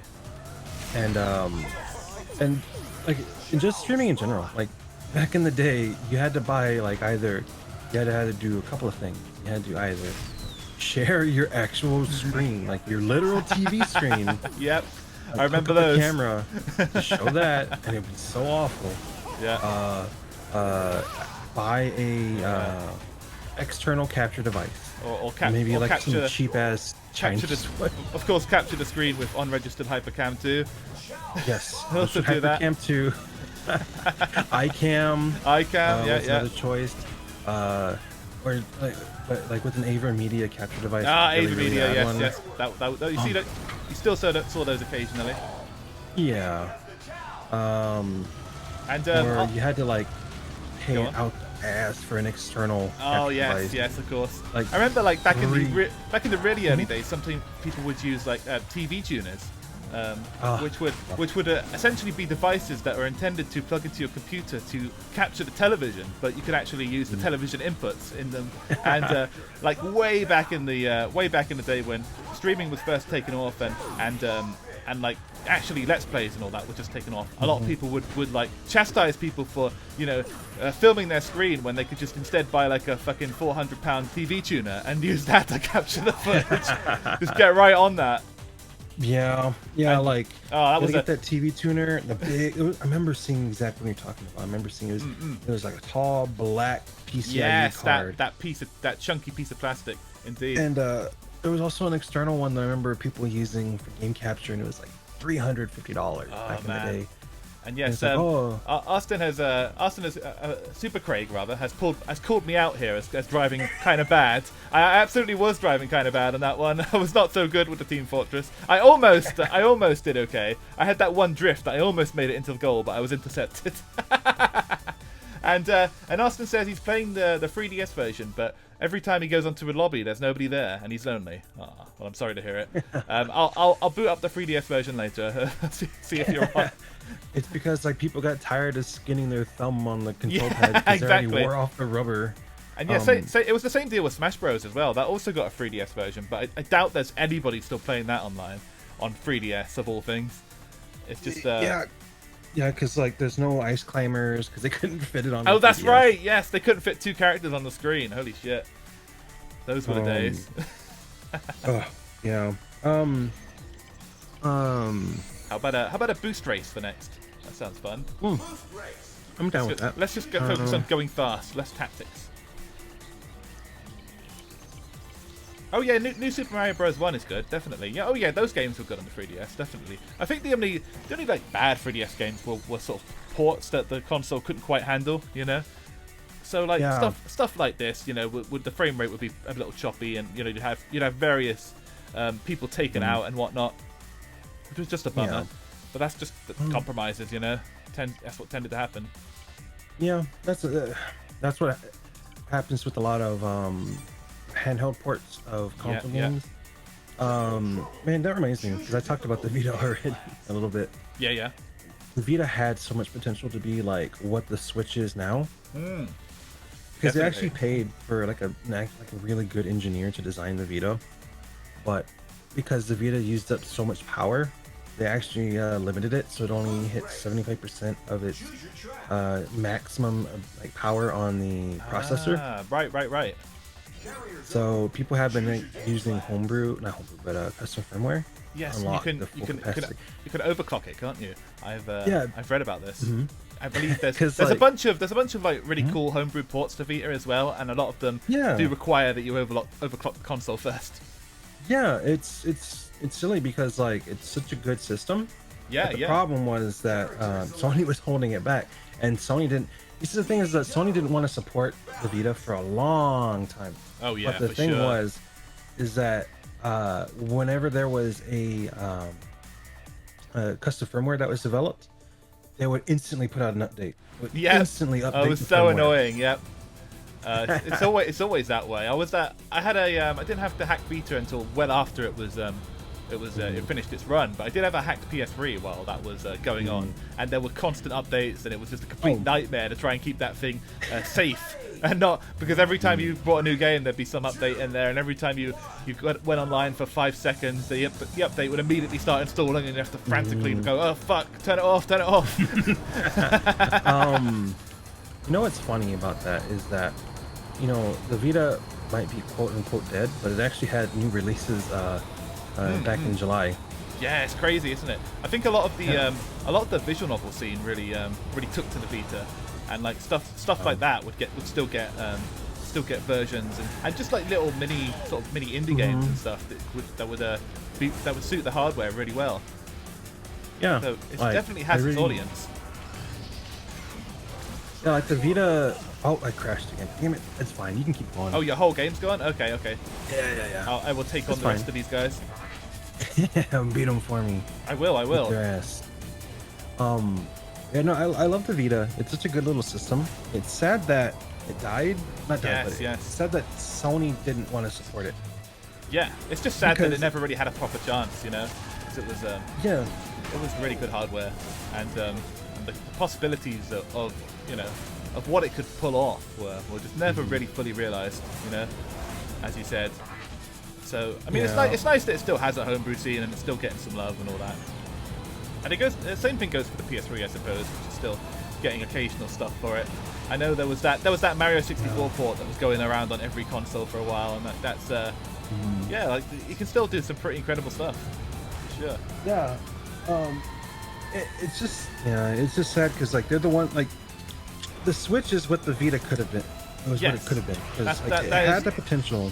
The potential was definitely there, yeah, and the hardware was not all that different. Like there was it could do very, very good 3D games, and actually had a proper analog stick as well, which is such an important part of it. You know, you could actually play 3D games properly for the first time, because like, you know, the PSP had some games with 3D graphics and all that, but they never felt entirely right because of the D-pad and the little nub that they put there for analog support. Yeah, it's just confusing because like if you look at the launch titles for the Vita, they look pretty good. Yeah, so there's that Killzone, there's Killzone, and then there was Call of Duty. Yeah, and they actually look pretty good. Like they did. Being handheld, they actually look like console games. You could tell though that I think their game plan was capturing that specific crowd. You know, the Call of Duty crowd and the Black Ops crowd. The people who like I guess the idea being that they'd actually play the handheld version seriously. But I don't think they ever quite pulled that off, and I'm guessing that was Sony's entire game plan because they didn't seem to want any other audience. Yeah, because like the instant like the Vita came out, and it didn't get like the Call of Duty players. Yeah. Instantly, they just dropped it. They didn't care about it anymore. Suddenly, they were no longer so enthusiastic about it. It really is a bummer. The Katamari game was quite fun actually, which I was playing. I was playing the first game of the series a while ago, and the Vita version had a weird mechanic where you could squish it and make it really thin. Actually, pretty underrated. Not bad at all. I actually really liked it too. Like I have it. Nice. I talked to people about it. Like I actually have a Vita collection. Excellent. Last time I counted, I had 77, but I think I might have like 78 or 79 games, physical games at this point. Sweet, that's pretty good. But yeah, like games are pretty good. And that game's already started up. I'm ready. But, I see. Super Craig has some commentary on Sega on here. Sega after dropping the consoles and just making games. Well, let's start making games. Sega after Sonic 06. Well, we need new ideas. Sega after Sonic Unleashed. We got some money now. Sega while making Sega All-Stars Racing. Let's put Sonic in a car again. Great Yes. thought process there, and they did indeed put Sonic in a car again and again after this for Yes. for one more run. Yeah, Sonic needs to be in a car to go fast, you know. If ever you're in financial trouble, just put Sonic in a car. That's the lesson. Yeah, like Mario's doing it, make Sonic do it too. Exactly, make Sonic do it.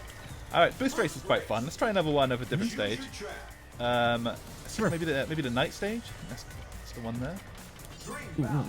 Choose your difficulty class. So yes, please rejoin. I will send you another invite. Sure. I'm ready to receive. Ready to receive? Excellent, excellent. Oh yes, I completely agree, Uni. The afterburner music is tremendous, and like it's an arrangement of the Afterburner 2 music, I believe, which is let's see, where's the thing?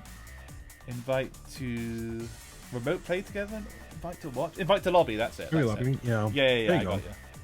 Right, you should be in. Yeah, Right, cool. the- And yes, Afterburner- the weird thing about Afterburner is like if you play the first game, it doesn't actually have that like main melody. It just has the backing bit. But when you play Afterburner 2, it has the main melody. And like they took it from Afterburner 2, and it's just so fucking like so beautifully arranged. It sounds so natural with all the guitars and everything. Yeah. Really cool. I was gonna say that that's the stage I was actually using to practice to get back into speed. Ah, nice. Good choice. Because Afterburner is very good. It's a very short and just sweet stage. Like you get all the mechanics in there. Like Yes. you fly as a jet at the very beginning. You immediately land, and then you go into the water. But you can also do like double, triple spins, stunt spins, and to get into the water to get boost and all that. Yeah. It's good stuff. You Definitely. get to experience the whole game and all the mechanics just in that one stage. It's very a quickly. great sort of tutorial level, but not quite a tutorial. Sort of a proper sort of experience. And yes, thank you for the hydrate and the posture check, Headless. Let me start this one up. So we're doing I'll Boost do it Race in too. the night stage. I am drinking the last bit of beer right now. I might have to go get another bottle after this, but yes. Good times. Let's keep going. Let's into the dream world. The Nightopia. Get ready. Dragon Canyon has only one dragon. Indeed. Oh, what a shame. Well, it's just canyon. Yeah, it's more You know. canyon than dragon, really. Yeah, it's just canyon dragon. Canyon dragon. This I know it's supposed to be like this game is called Transformed. Yes. But I don't mind that this is like a mostly jet like race because this area is pretty damn Oh cool. yeah, this is definitely like a very appropriate for the jet racing. It should absolutely be a flying stage if ever there was one. Yeah, I can't really imagine this You know, there's stage like being in the first game where you'd have to just drive on the ground. Like it wouldn't work at all. Yeah, well, I mean, I guess this bit would work. You know, you could come up with some kind of level theme that around it that would probably be okay. But yeah, yeah, because like in the regular game, you know, if you don't get to play as knights right away. You play as one of the kids, and then they turn into knights yes, when they get that's enough right. dream power. Of course. And so, it's cool. Let's see. I was gonna say something. Oh yeah. Did you know that Knights had a section of the development team that was specifically formed to develop pet AI? Oh yes, that's right. That went on to become the Nighttopians and all that in the game. And that's Yeah, and they were then, doing like- loads of studies into it. What was the development term for it? It was like something life or something like that. I do New life, new life or something like that. something like that. Yeah. So they had like an entire and like if you actually play the game, you barely notice it at all. But the little like Chow-like guys in there, the Nighttopians, they do actually like react to what you do to them. And you know, if you go and attack them and all that, they'll like run away from you. They do have their own like quite advanced AI, which is pretty Yeah. bizarre. It's just such a small part of the game, you know. Yeah, it's pretty cool because you can actually cause them to like evolve, and there's even like ways you can do it. Like there's a think you can force the Nighttopians, like you can make a king, which is like super hard to do. Yeah. And it's like, okay, but why is it in the game? Because they just okay. had an idea and they had to see it through, I guess. I think ended cool. up when they did Chow Garden in Sonic Adventure. That's probably a better realization of what they were going for, you know. Yeah, it's like all this is just a precursor to Chow's. Yeah, exactly. Clearly. But as it was in Knights, it was just it was like a very, very hidden feature. They were just hanging around. Yeah, that's cool. Like learning about all that was so cool. It's like, yeah, for sure. like you said, like the Nighttopian stuff, like the breeding and the evolving has pretty much like little to no bearing on your experience of the game. Yeah. Like you go through the whole game not pay attention to that at all. Yep, exactly. No bearing at all. But the fact that it's there is cool because it just shows you that how much love they put into it. You know. And how they thought about trying to incorporate all this shit into a game that could barely contain it all.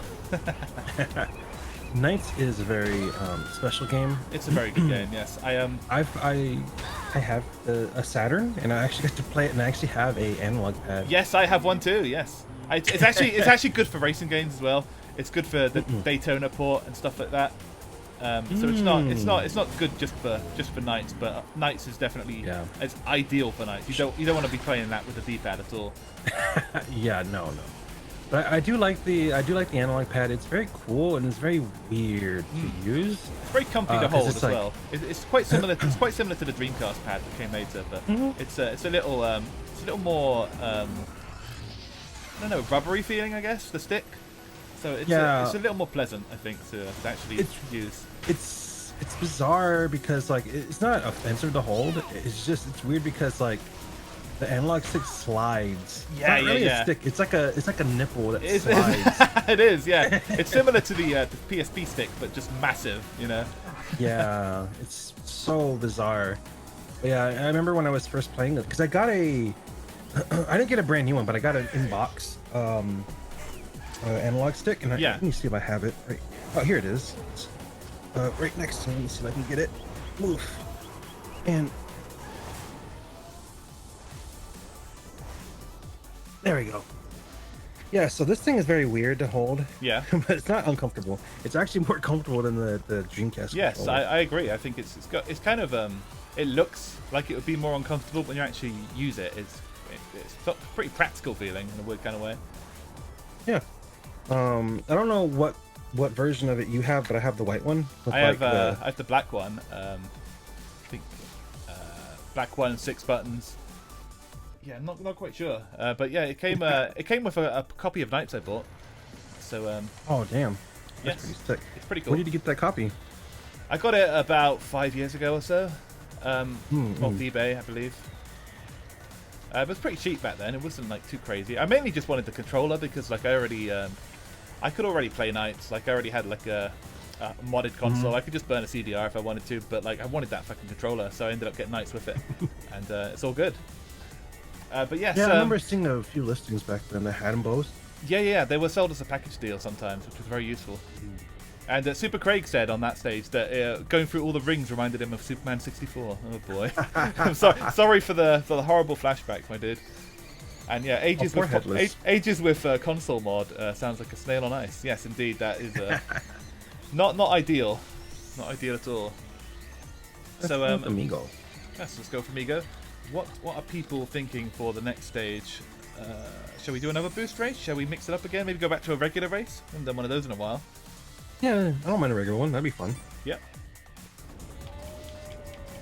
But what do you guys say? Yeah. Any input is appreciated, you guys. So let's see, what haven't we done? Is there anything we haven't done? Rogue's Landing, maybe? Rogue's Landing. Choose your difficulty. Yeah. I haven't done it in a while. Well, I don't think we've done that one. I don't think. I don't think so. Cool. From Skies of Arcadia, of course. Character select. Another Dreamcast classic. I hope you don't mind it too much, but I was given something to eat real quick. No, it's fine. So I'm kind of munching away. Munch away, yeah. Let's see. I'm not Sonic again. We'll go with something fast. Speed. Right. Hello, Carfied. Yes, indeed, you do see some Sonic All-Star. Indeed. Welcome, welcome. We are fighting our viewers right now. Cue the Pirates of the Caribbean song. Yes, indeed. We're going We're going swashbuckling right now. And as a reminder, if anybody would like to join the game, you must first add me as a friend on Steam, because that is the way the system works. And there is the link once more if you would like to do so. If anybody has popped in and is looking to get in on the action here, I mean, you can probably beat me pretty easily. Let's be honest. So let's start this one. You'll try to hop in. Excellent, excellent. Yeah, do it whenever you can. Do it whenever you can. We'll have this race here, and then I'll try and get you in the next one.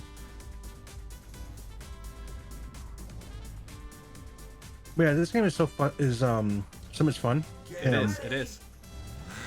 The more actual people you play with, the more chaotic it gets. It gets so chaotic. More... Yeah. It just turns into a complete melee after a while. Or you can't go 5 seconds without having someone hit you.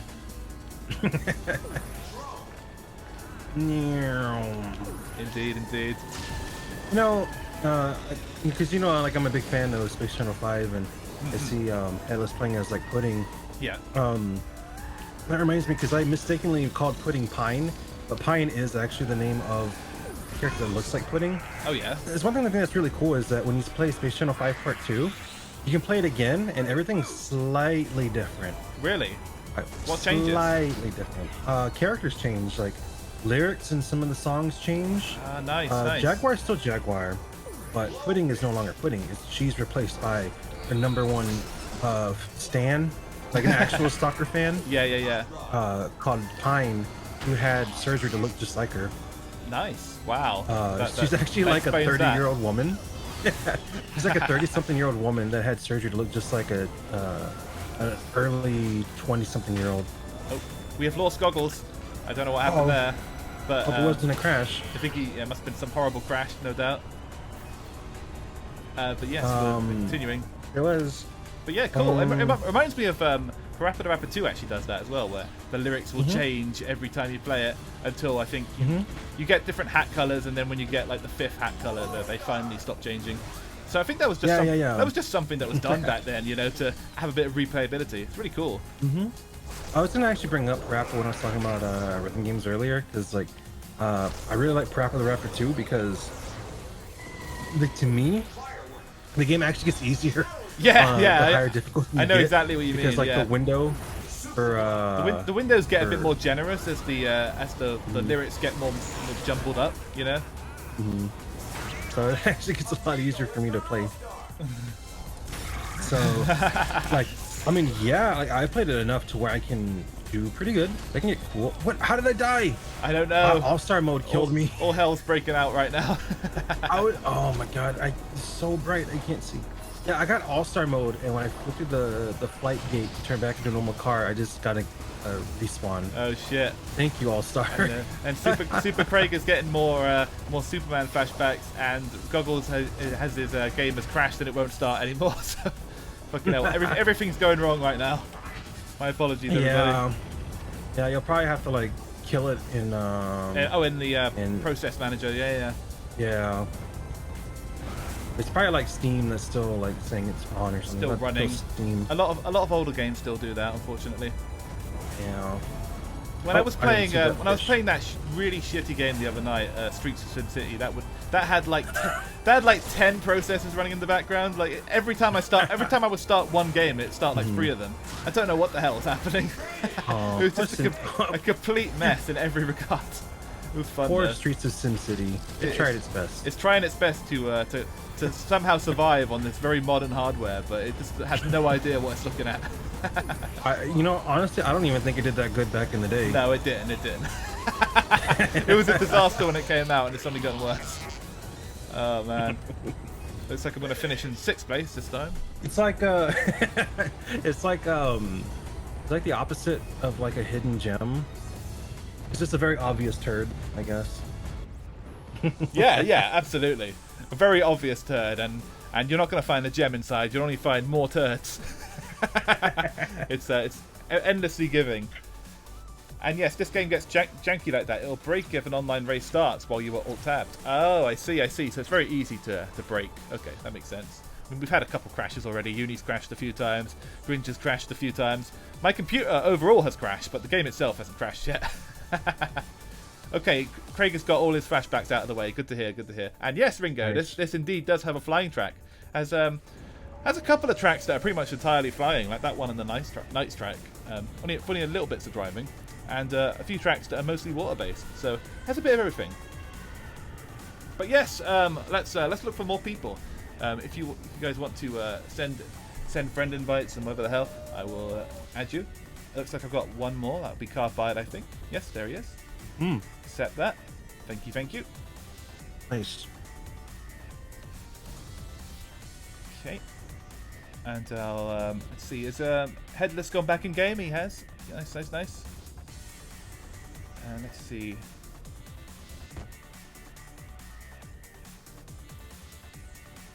I guess I don't know if Jetstorm or Goggles can get back in, but I'll send them an invite anyway, just in case.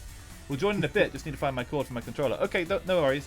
Just take your time. I'll pick a stage and all that in the meantime. Remember to have your controller plugged in before you. Oh start the game. yeah. Make sure to quit the game before you plug it in. Otherwise, it'll go completely wrong. Oh, and it looks like in the meantime we're going to have a bit of entertainment as I run over Mechanicat one more time. So Nice. you can join me for this one, Ringe. All right, Hop in the car. let's go. Let's see. I'll mute this and let's see. This one, I think. All right, so here we are. Let's see. We are here, and it's a high time that we once again run somebody over. Time to turn someone into roadkill. It certainly is. I don't think Ringe is actually coming in on this feed. Oh no, that's not good.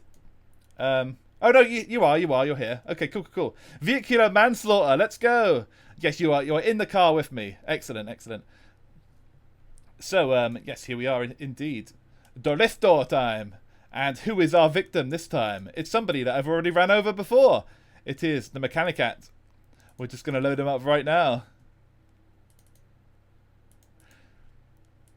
He keeps trying to do work on his van here in the middle of the road, and it's just not wise. Bad things happen, I'm afraid. And we're about to get a little look on those bad things. Which direction I'll come from is a mystery. You never quite know. So, but here we are anyway on this very infamous road, where all the street races come to. And apparently Goggles game isn't working at all, so that's a shame. Wangan Drifto. It is indeed. Yes, you caught it. We are indeed in Wangan territory right now, and we are getting ready to run over poor little Mechanicat. One more time. It's a cat. It's a cat, and he's about to get turned into roadkill, I'm afraid. He's just trying to do some repairs here, but I'm afraid he and Ringe are about to pay him a visit. Here we go, getting closer, almost there. Oh, there you go, backwards hit. How about we do it forwards as well? There he goes. And again. And Mechanicat is once again dead.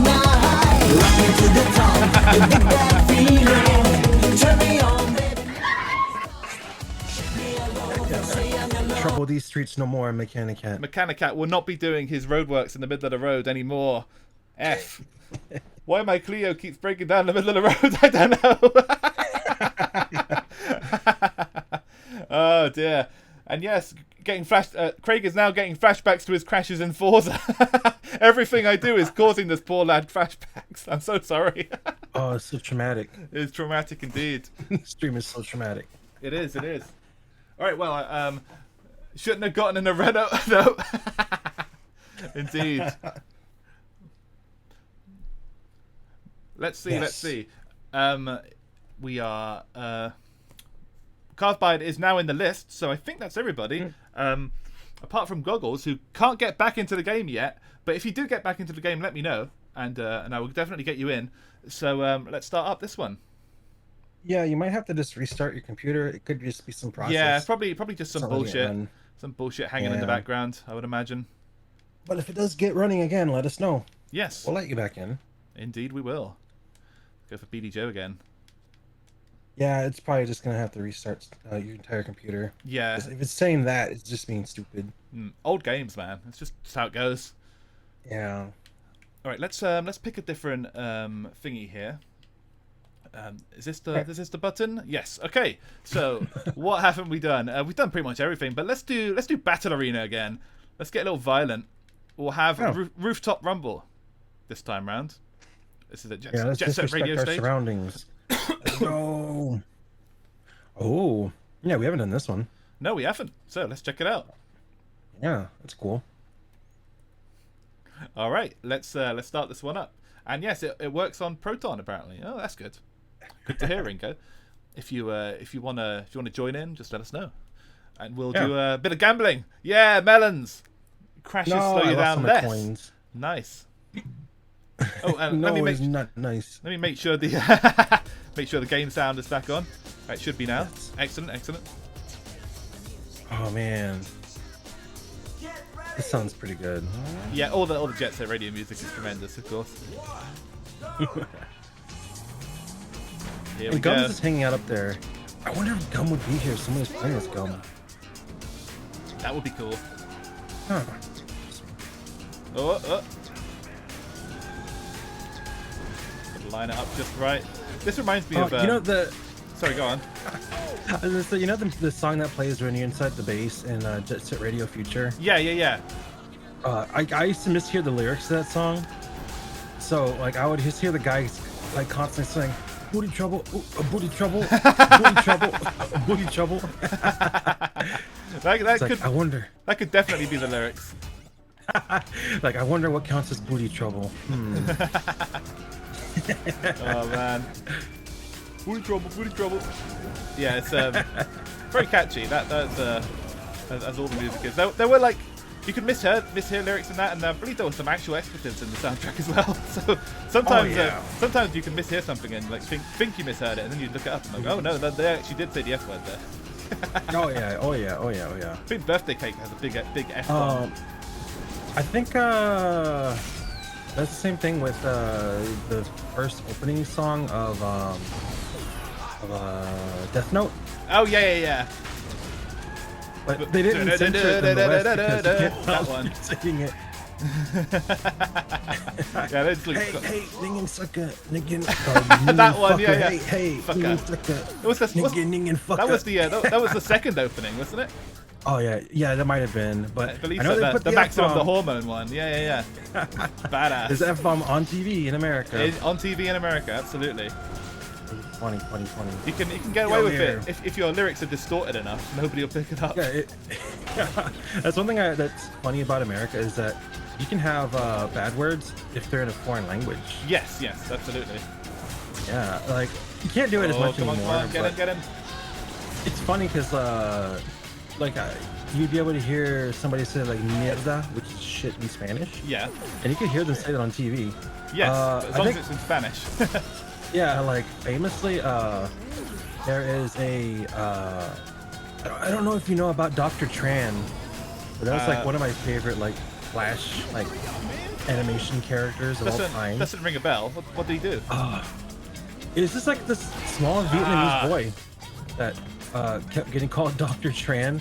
He kept getting called like he's only like an 8-year-old boy from Vietnam, and there's like some like movie announcer that keeps calling him like a sex god or something. Oh right. And, like keeps telling you the audience like all these amazing adventures Dr. Tran has been on and is going on, and he's constantly saying, I didn't do that, I didn't go anywhere, I've been here, what are you talking about, I'm only 8. And it was really funny because they did a sketch later on with Dr. Tran where they made this made-up Mexican restaurant called Roy Bertito's. Right. It's supposed to be like Taco Bell. Oh right, yeah. And it's really funny because there's like it's like this really funny ad that gets more and more demented as the ad goes on. And so there's a part where like people are dying while this guy's eating a quesadilla, and which quesadilla is just like cheese, maybe some meat, Okay. and maybe like some veggies in between two tortillas with like cheese, grilled, whatever. Yeah. That's what it is. Anyways, there's like a voiceover who is saying like, "¿Por qué estás comiendo esa mierda?" But it's like just straight up, like wasn't even bleeped or anything, and it just says like, "How come you're eating this shit?" That's what it means in Spanish. Excellent. And it's like, damn, bro, that's crazy. Excellent. Just So yeah, it's weird. The double standards are definitely there. If you can swear in another language. yeah. I think the censors just don't pay much attention to that kind of thing. They're only trained to recognize one language. Yeah, but yeah, no, Dr. Tran is like easily one of my favorites. He's one of my favorite characters and stuff. Like, so good. I love Dr. Tran. Was he a real Was he a real doctor? No, he was a real boy. He wasn't even a real 8-year-old boy, but he was an 8-year-old boy. Nice. It's just funny because, like I said, the announcer kept calling him like a sex god, or like he killed like 20 men, or like he'd had like secret governments after him. Yeah. Oh man, he had everybody after him, evidently. Yeah. Well, that wasn't great. a successful run for me there. I was 5th place. I hit headless, so I won. I guess. I got 6 points. Carpbag got 7. Ringe got 8. Headless got 9, and Junie once again is dominating. Dr. Tran will fuck you up. No, I'm not. Oh man, I need to look those up now. Man. Have a good Oh time. yeah, they're great. They're like definitely The golden age like of flash 2000s, animation. Like, yeah, like 2000s, like flash animation. Actually, they didn't really do anything that was like people would like find questionable today. It sounds pretty offensive, it sounds but pretty, it was like sounds pretty like equal innocent opportunity compared to offensive. what's out there. Yeah. yeah, it was like very equal opportunity offensive, which is great. That is great. That's what you want. I think there's like a character who is like Candy, Yeah. but also like a little girl, I and see. they ran like a general store or a grocery store, and they called it Tits. I remember that sketch. It says, "Come on down to Tits," because they're trying to figure out like what people want, and they got Dr. Tran to like, because he was friends with the girl, and I see. Choose your trap. he was like, if you come to the store, we'll give you a free pair of pumps. And then he's like, pair of pumps. It's just like, the whole thing was just Poor stupid. kid. Yeah. It's just a kid constantly being forced into doing very illegal things. Yeah. Excellent. Character Right, so I'll pick somebody here. Let's have II. All right. All right, so we're doing the Golden Axe stage now. We're doing a battle race this time. I figured that might be fun. So still Yeah. battle, but also a race. I don't know if since you're playing as II, I don't know if you've been keeping tabs on some of the new Monkey Ball stuff that's been coming out. I know that there is a new game coming out, and it's supposed to be a sort of a best-of compilation with a bunch of different stages. So what's new on that? They've been announcing steadily some of the characters that they're adding to the series, which Oh, is yeah. the game. Cool. The latest announcement they made is that Hello Kitty is joining. the Oh roster. no! Really? Crazy. And before that, directly before that, I don't know if you were into it, but they're adding Suezo from the Monster Rancher series. Oh, I know of it. I have no idea if you know anything about Monster I Rancher. do. But I don't know much. I know that it exists, and it's quite a beloved series, certainly. Get ready. And so, like, seeing that's so weird. It's crazy. Yeah, so much crossover now. Oh yeah, Sega just Like, it's loves so- that shit. yeah, it's so common now for companies to be doing that, which is great because like they could have been doing this for a long time. Yeah, they could have been doing this in the 90s, like when people would have lost their minds over it. But yeah, now corporations are learning to get along a little better. Good to know. Yeah, because like people, especially if it's like a nostalgia property, people will feel like they like something better if it's seen from their childhood or they recognize Yeah, it. yeah, Whatever. definitely. And this is definitely one of those cases. Like Monkey Ball already has a lot of nostalgia, and with people that played it back then, and of course you've got all the same stages as the original. So you know, it's already going to be an absolute nostalgia fest. And when you insert Hello Kitty and people from the Monster Rancher series and all that, like, yeah, it's just going to be nostalgia overload. That's the idea. Yeah. I don't know. It's gonna be great. I don't know. I just hope really the engine excited. feels good. You know, I guess that's what the main thing will come down to, especially with ports and remasters and things like that. Like, it needs to play like Monkey Ball. You need to have that sensitivity there. You know, that a lot of the later games didn't have the best of. You know, the controls never felt entirely right compared to 1 and 2 with a lot of the later ones. So yeah, it's just I hope they get it right. Yeah, because like Monkey Ball is a lot like Katamari, where like the original guy left very early on in the series. He went on to be involved in Yakuza, of course. Yeah, that's his baby now, so like he's got nothing to do with Monkey Ball anymore. Yeah. Well, hopefully this game, like you said, is able to get everything just right. Because like Monkey Ball is a very particular game. Kind of like Katamari, like it's a very particular kind of game. It has a very particular feel to it. If it feels just slightly off, then it's going to upset a lot of people, basically. That's you need to be careful for sure. And yeah, it's shit. Oh my god, I just flew right into a blooper. Right. They put him right in the ring. That was brutally harsh. I should have known better. But at least, yeah, Super Craig is done having flashbacks today, apparently, so that's good to know. Good. I'm not done Nobody having flashbacks, should be remembering Superman 64 as often as that. Yeah, that's bad. You don't want that in your memory that often. Oh man, I remember renting Superman 64. Oh, dude. I'm sorry to hear it. I only ever saw the memes, unfortunately. Like, I never got to experience it as a kid, but I think that's for the best. But yes, it's a hell of a game. Most people don't even know how much of the game there even is, because like it's so difficult to get past the opening. You know, to beat the rings and then beat the walking missions afterwards. Everything is just so completely broken. But they yeah. I'm like most people, especially when you see footage online of Super 64. It's like the first level. You have to destroy generators inside of the base. Yeah. And then the second level is like the first ring level, and usually people get filtered by the ring level. Yeah, because there's like there's like another ring level later on, isn't there? So if the first ring level doesn't filter you, then the second one certainly will. When it comes back, it'll give you more pain. Yeah, it's really rough. And I feel bad. I forgot who made a video on it of like what's actually in the game. They actually had to beat it. Yeah. I forgot what person on YouTube actually did it.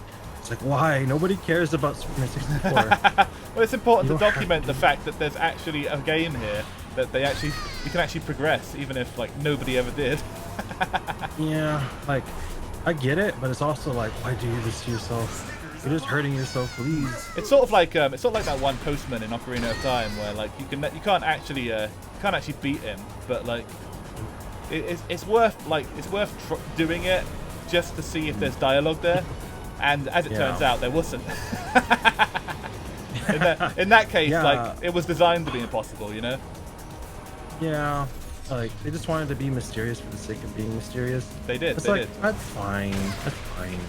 It's a little lame though, but it's a little lame. It would have been nice if it was possible, but yeah. Yeah, because like even if you like warp yourself there without any time lost at all, even if you can completely cheat, nothing will happen. He'll still beat you.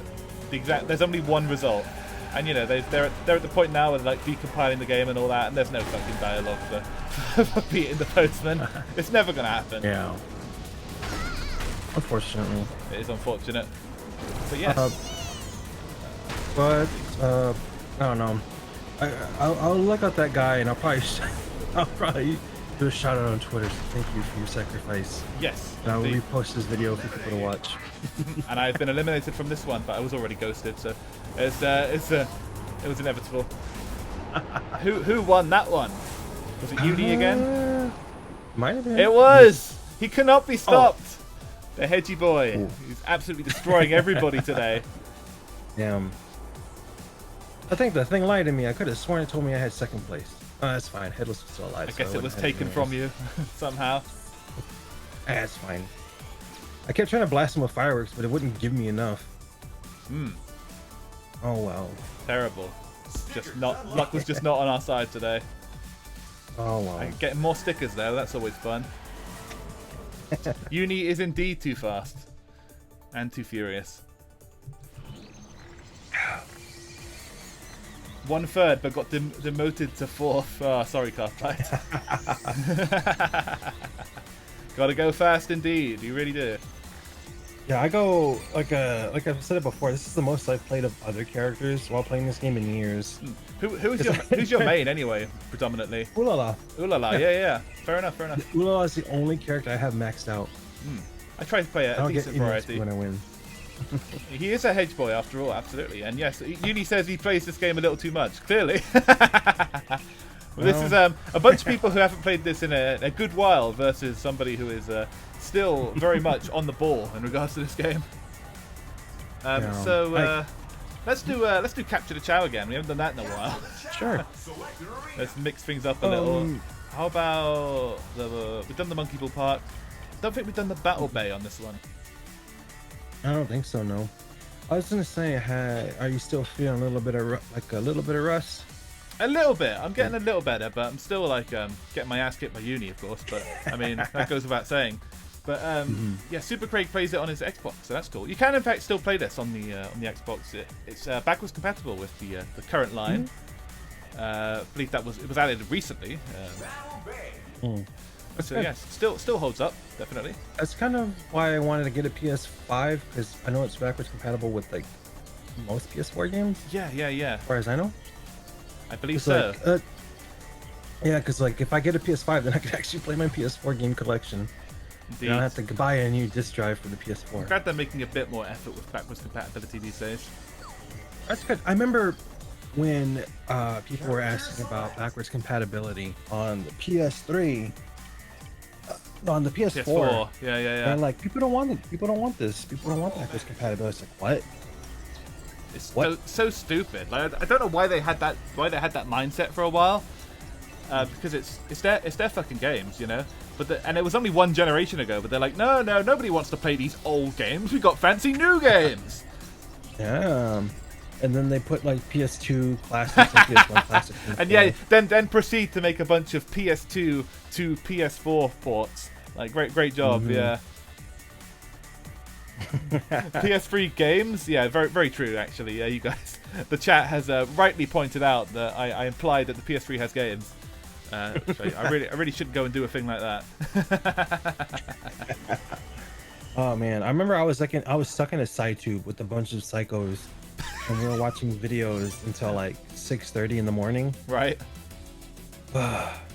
And we were watching some stuff about the PS3, and it was really funny to see like old videos about PS3. Oh god, yeah.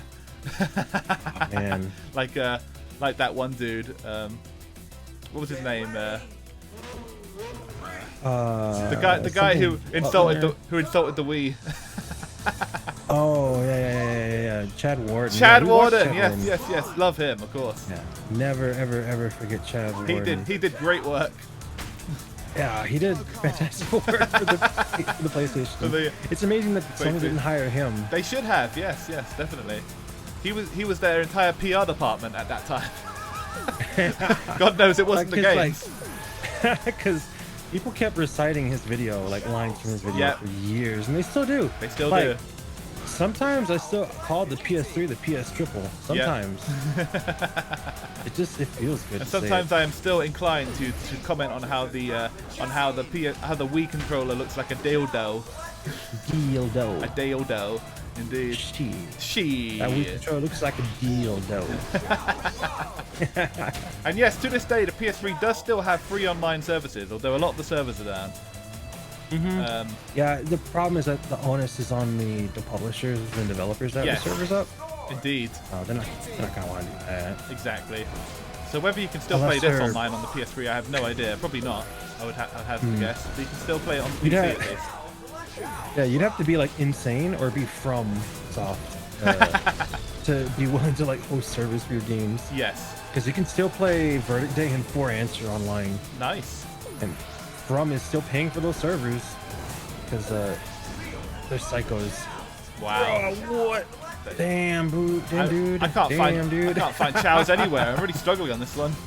This map is not agreeing with me. You're lucky, Uni. You're so damn lucky. Indeed. Like, I shot him right at the green circle. Oh my god! Every time I come across a chow, somebody jumps right in front of me and takes them. Straight from my lap. Oh my god. Chow collected. Here we go.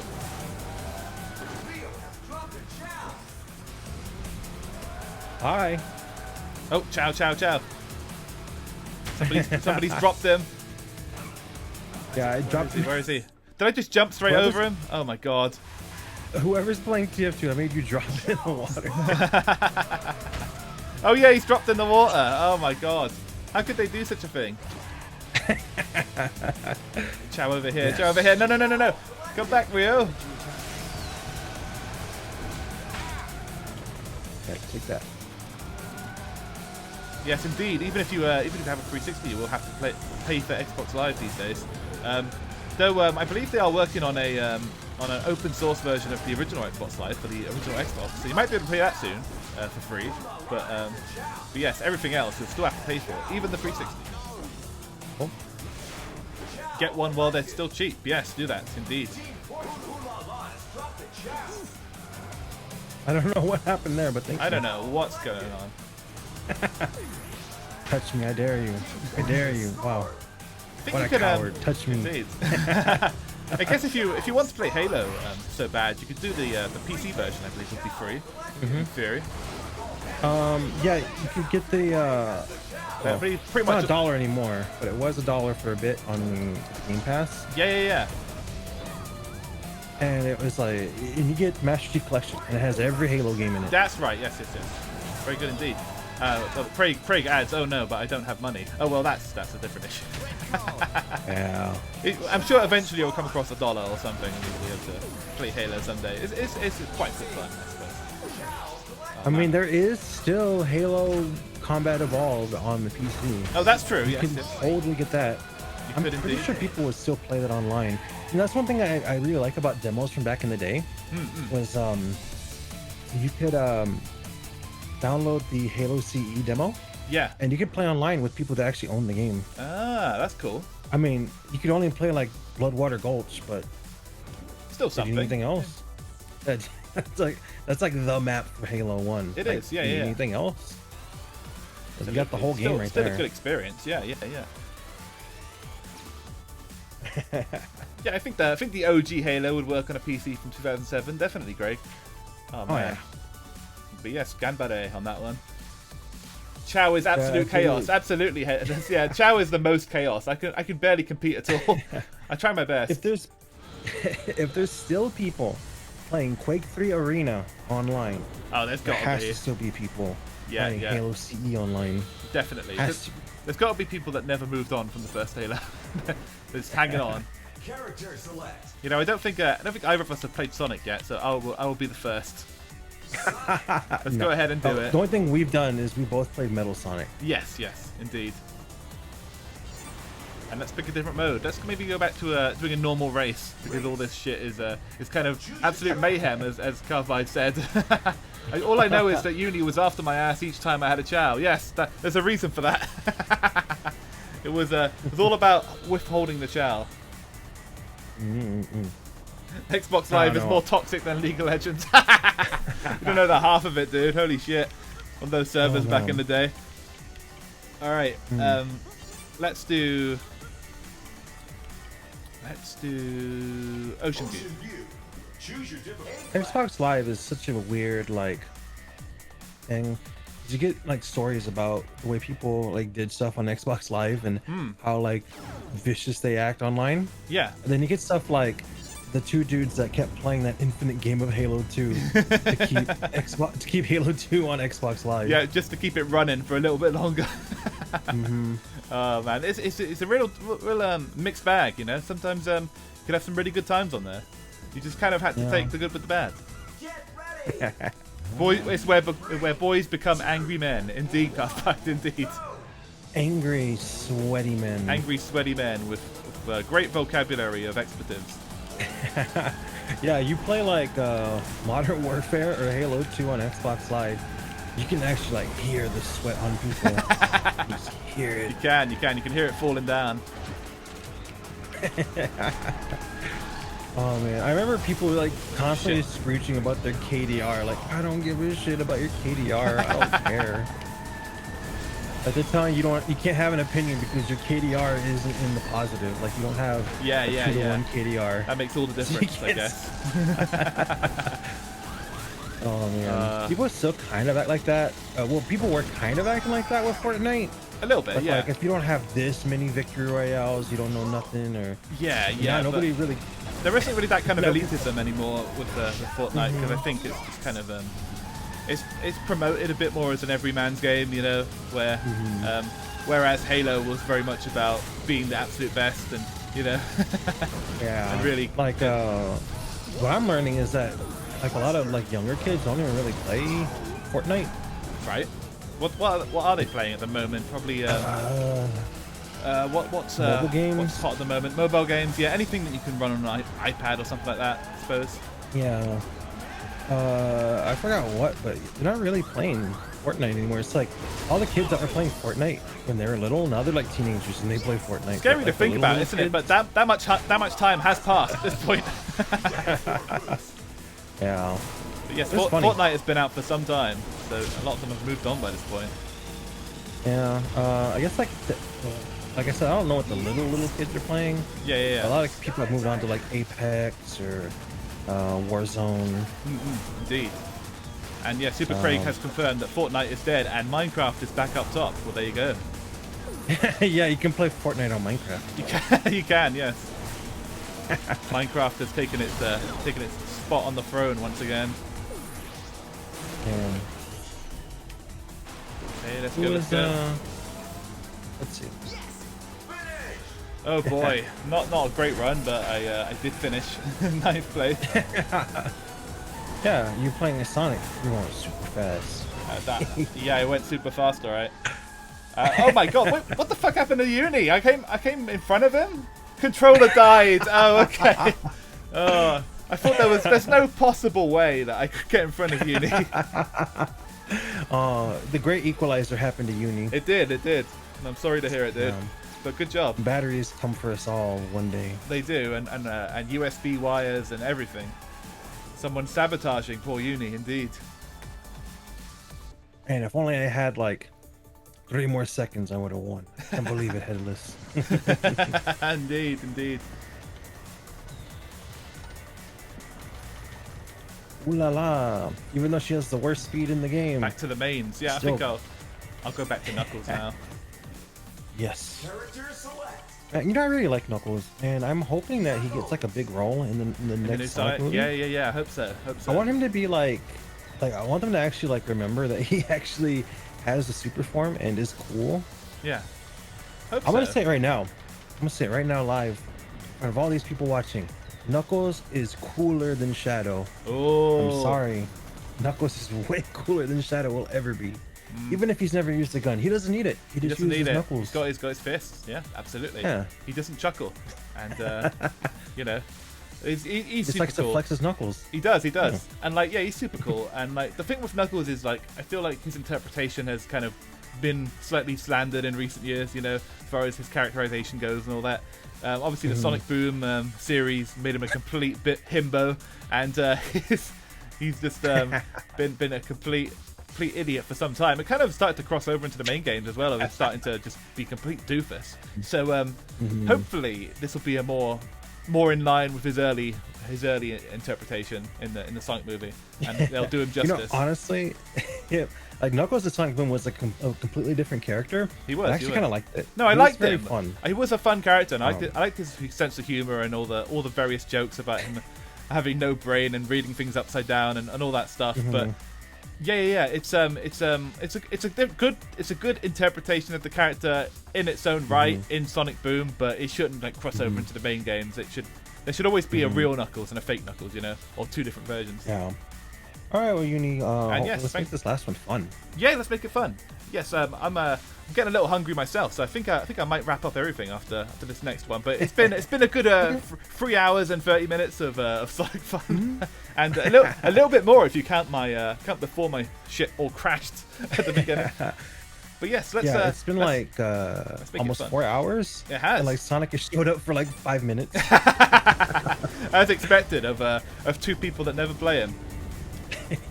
What's the most mayhem we can have? How about another battle arena, perhaps? Or Yeah, perhaps that'd something be fine. else? Yeah. Wait, yeah, that's. Headless wants to know: is Halloween big in the UK? Yes. We do indeed go pretty hard on Halloween over here. Nice. Not so much last year for obvious reasons, but hopefully that things will be. Chow is more chaotic than battle. Okay. Yeah, I agree. I think you're right, Uni.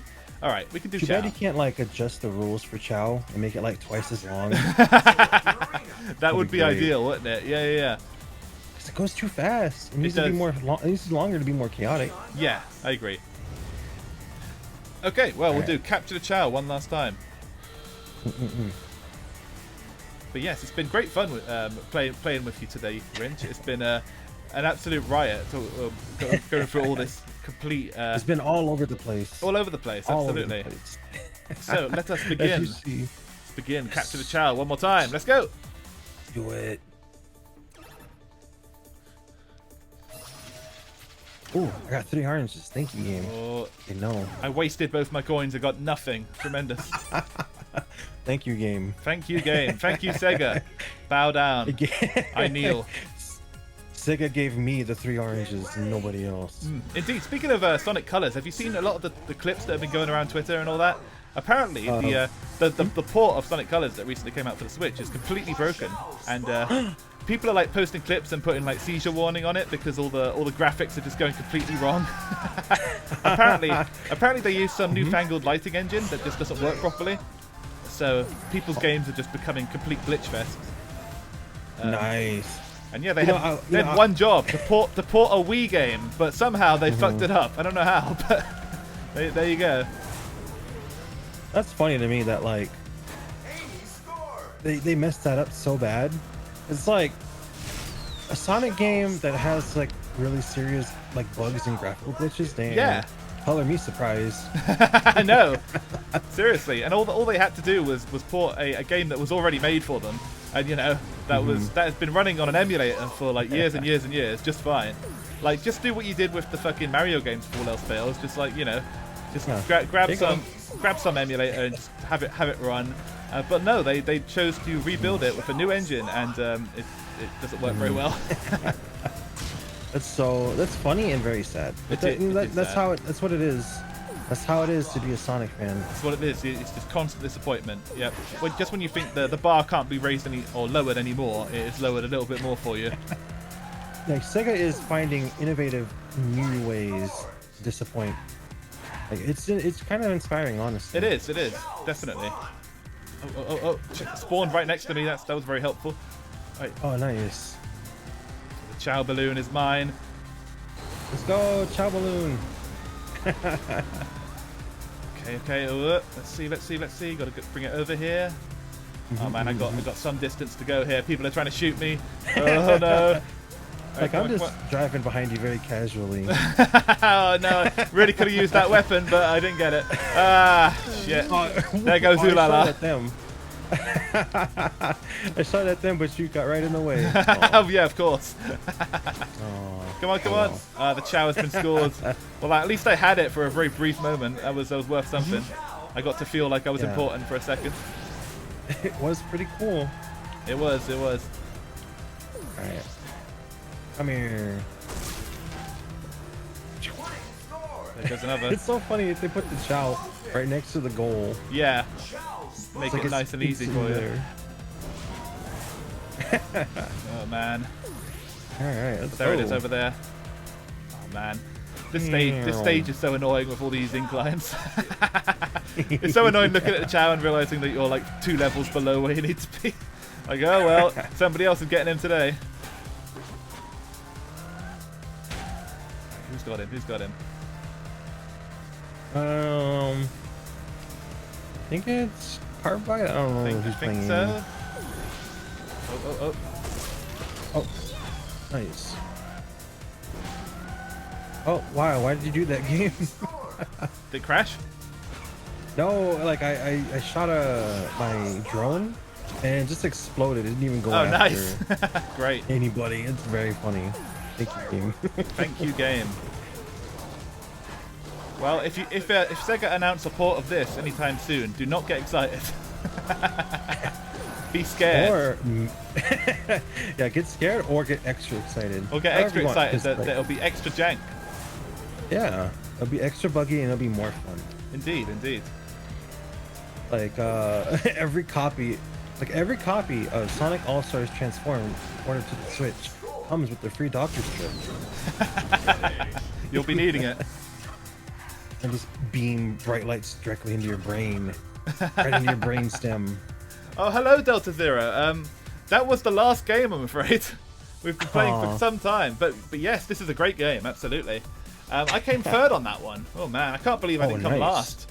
It's But the power of Knuckles. poor old Carve-By did. Oh man. But yes, it was a good time. Yeah, this game is really fun. Like, This game is a tremendously good game still. And I love the various multiplayer modes and all that. yeah, this game is so good. Like, I actually wouldn't mind like playing this on the regular on the weekends. Or Yes, something. yes, I agree. No, yes, I think I'll play this again sometime, Delta. So if you want to come by and sometime in the future, I will certainly play this again. It's a great game, and I've got no issue going back to it. But yes, thanks for coming nonetheless. And thank you, Edless. Thank you, and thanks everybody for joining in tonight. Yeah, it was a lot of fun. It was really good. Oh, I do need to hydrate and posture check myself. It's held up very nicely. It has Sonic Port, Sonic ASRT, but it's only half the frame rate for some reason.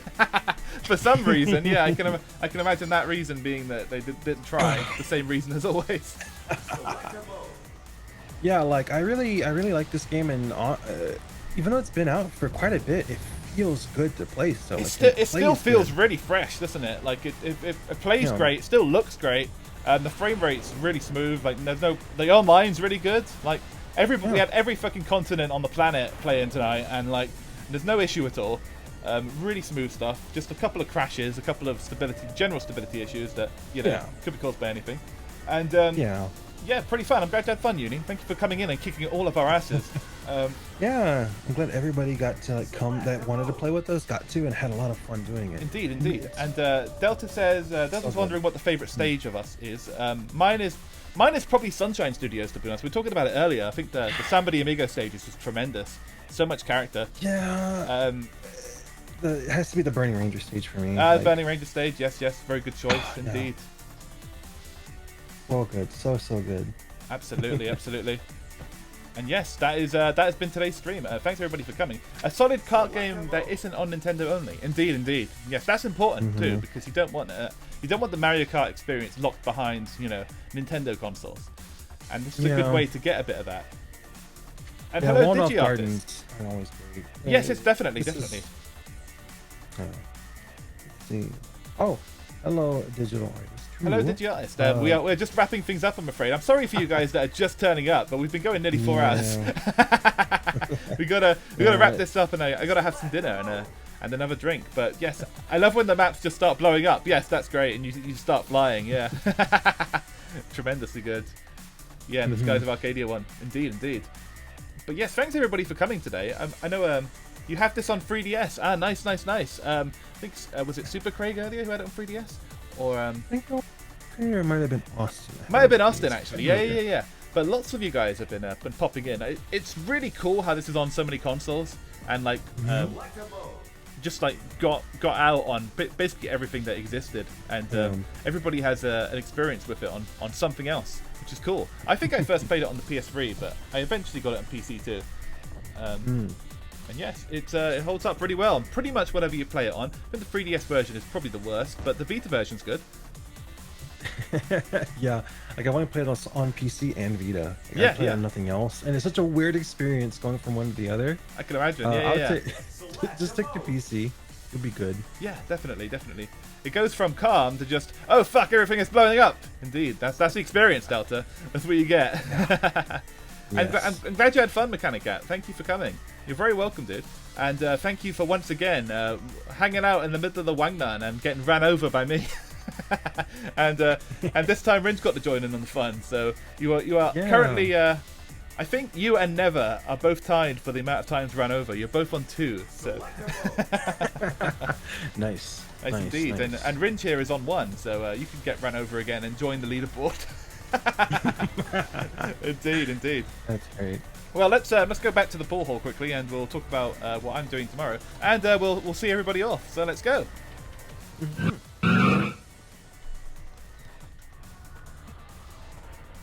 All right, here we are. Oh, let me get my music playing. Ba-da-ba-da-ba-da. All right, here we go. So, thanks everybody for joining us today. It's been really good having you, Ringe. It's been really fun going back to this one. This game is such a classic. It really is. Yeah, this game is so much fun. I'm glad that I actually brought it up and bugged you about it. Yeah. Oh, it was well worth doing. So good.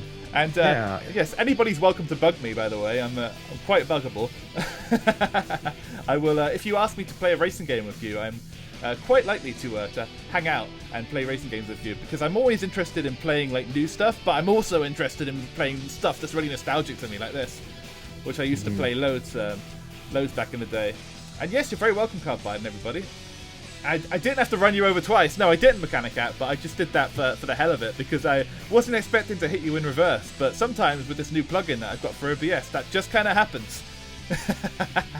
I just kind of come in reverse sometimes. But, that's okay. That's okay. Yeah. It happens, and you're grateful when it happens and stuff like this. It's like when you get a fortune cookie. Yeah. And you open it up, and you get 2 fortunes printed on the paper slip on accident. It means you got twice the good luck. Exactly. Yeah. So Mechanic Cat has twice the hospital bills because I ran him over twice. Yes. Thank you. Yes, you're very welcome indeed. So, I'm glad everybody had fun in there. So, if you have any raid suggestions, please let me know. I'm going to have a little look on the Twitch right now, see if anybody's around.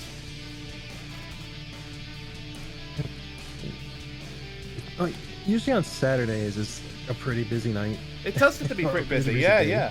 It tends to be all kinds of nonsense going on. Want to raid the Bone Man? Oh, not Jones. Playing Silent Hill 2, is he? Well, I guess we could raid the Bone Man. That is a good choice of game. I'll give him that. Silent Hill 2. An very excellent nice, game. wholesome game. Oh, absolutely wholesome. Yeah. If you play your cards right, you can meet a nice dog at the end. Yeah. And it's all about a man reconciling with his estranged wife and daughter. Yes, indeed. Yeah. It's all good, and he's a very wholesome guy. He definitely doesn't have his wife in the car boot. Whatever you've heard, don't believe it. Very wholesome. It's all a lie. Time to go to the Bone Zone. Indeed, it is. Oh no! Okay. Let me make sure my raid message goes through and everything goes through. That's the wrong All Bones Jones. No, don't raid him. That's the guy that he always gets confused for. Oh, nice. All right, so we won't raid that guy. We're gonna raid the other one. If I can just get his thing up properly. Give me 1 second. Yeah. It's probably it's got like an underscore in it, doesn't it? I remember now. Imagine raiding somebody who doesn't even stream. Showing up. Yeah, he was like a generic icon. So that guy probably doesn't even stream. He's just a viewer. And all of a sudden he got that message like, you're about to be raided. Like, what? Poor guy. That's so funny. That could be Jones's well, no, he would tell you. Well, he probably wouldn't even tell you that's his viewer account. I cannot fathom the idea of Jones of all people having a viewer account. He would definitely he would tell you exactly who he is. But yes, we'll find the real Bones and we'll send you guys his way right after my Twitch loads up, which it's doing right now. It is _Bones Jones. That's how it is. All right, cool. Yes. Sonic and All Stars raiding transformed. Hey, I don't even have to say it. There's your submission. I will take your submission. Copy that. But yes, thanks everybody for having a chill Saturday with us too. It's been a good time. Let me see if I can get this right. _Bones Jones. and that has indeed gone through just fine. So he was in here earlier, and we'll welcome him back to the Bone Zone. And yes, thanks everybody for joining me. Thank you, Ringe, for the invite and for hanging out today and playing Sonic with me. Oh, it was a lot of fun.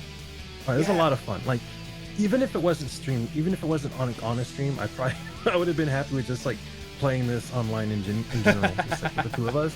Maybe some other people, it would have been great. Oh, that means a lot, man. Thank you. I'm really glad to hear that. And yes, I had a really good time too.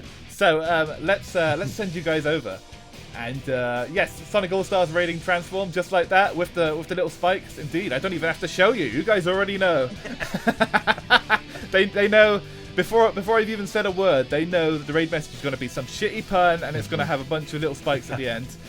Perfect. It's always fun when you make up your own raid message, and that's what the streamer takes. Like, it's great. Yeah, it is. It's great when you have an audience that knows you so well. Okay, so you guys have a chill rest of your Saturday night.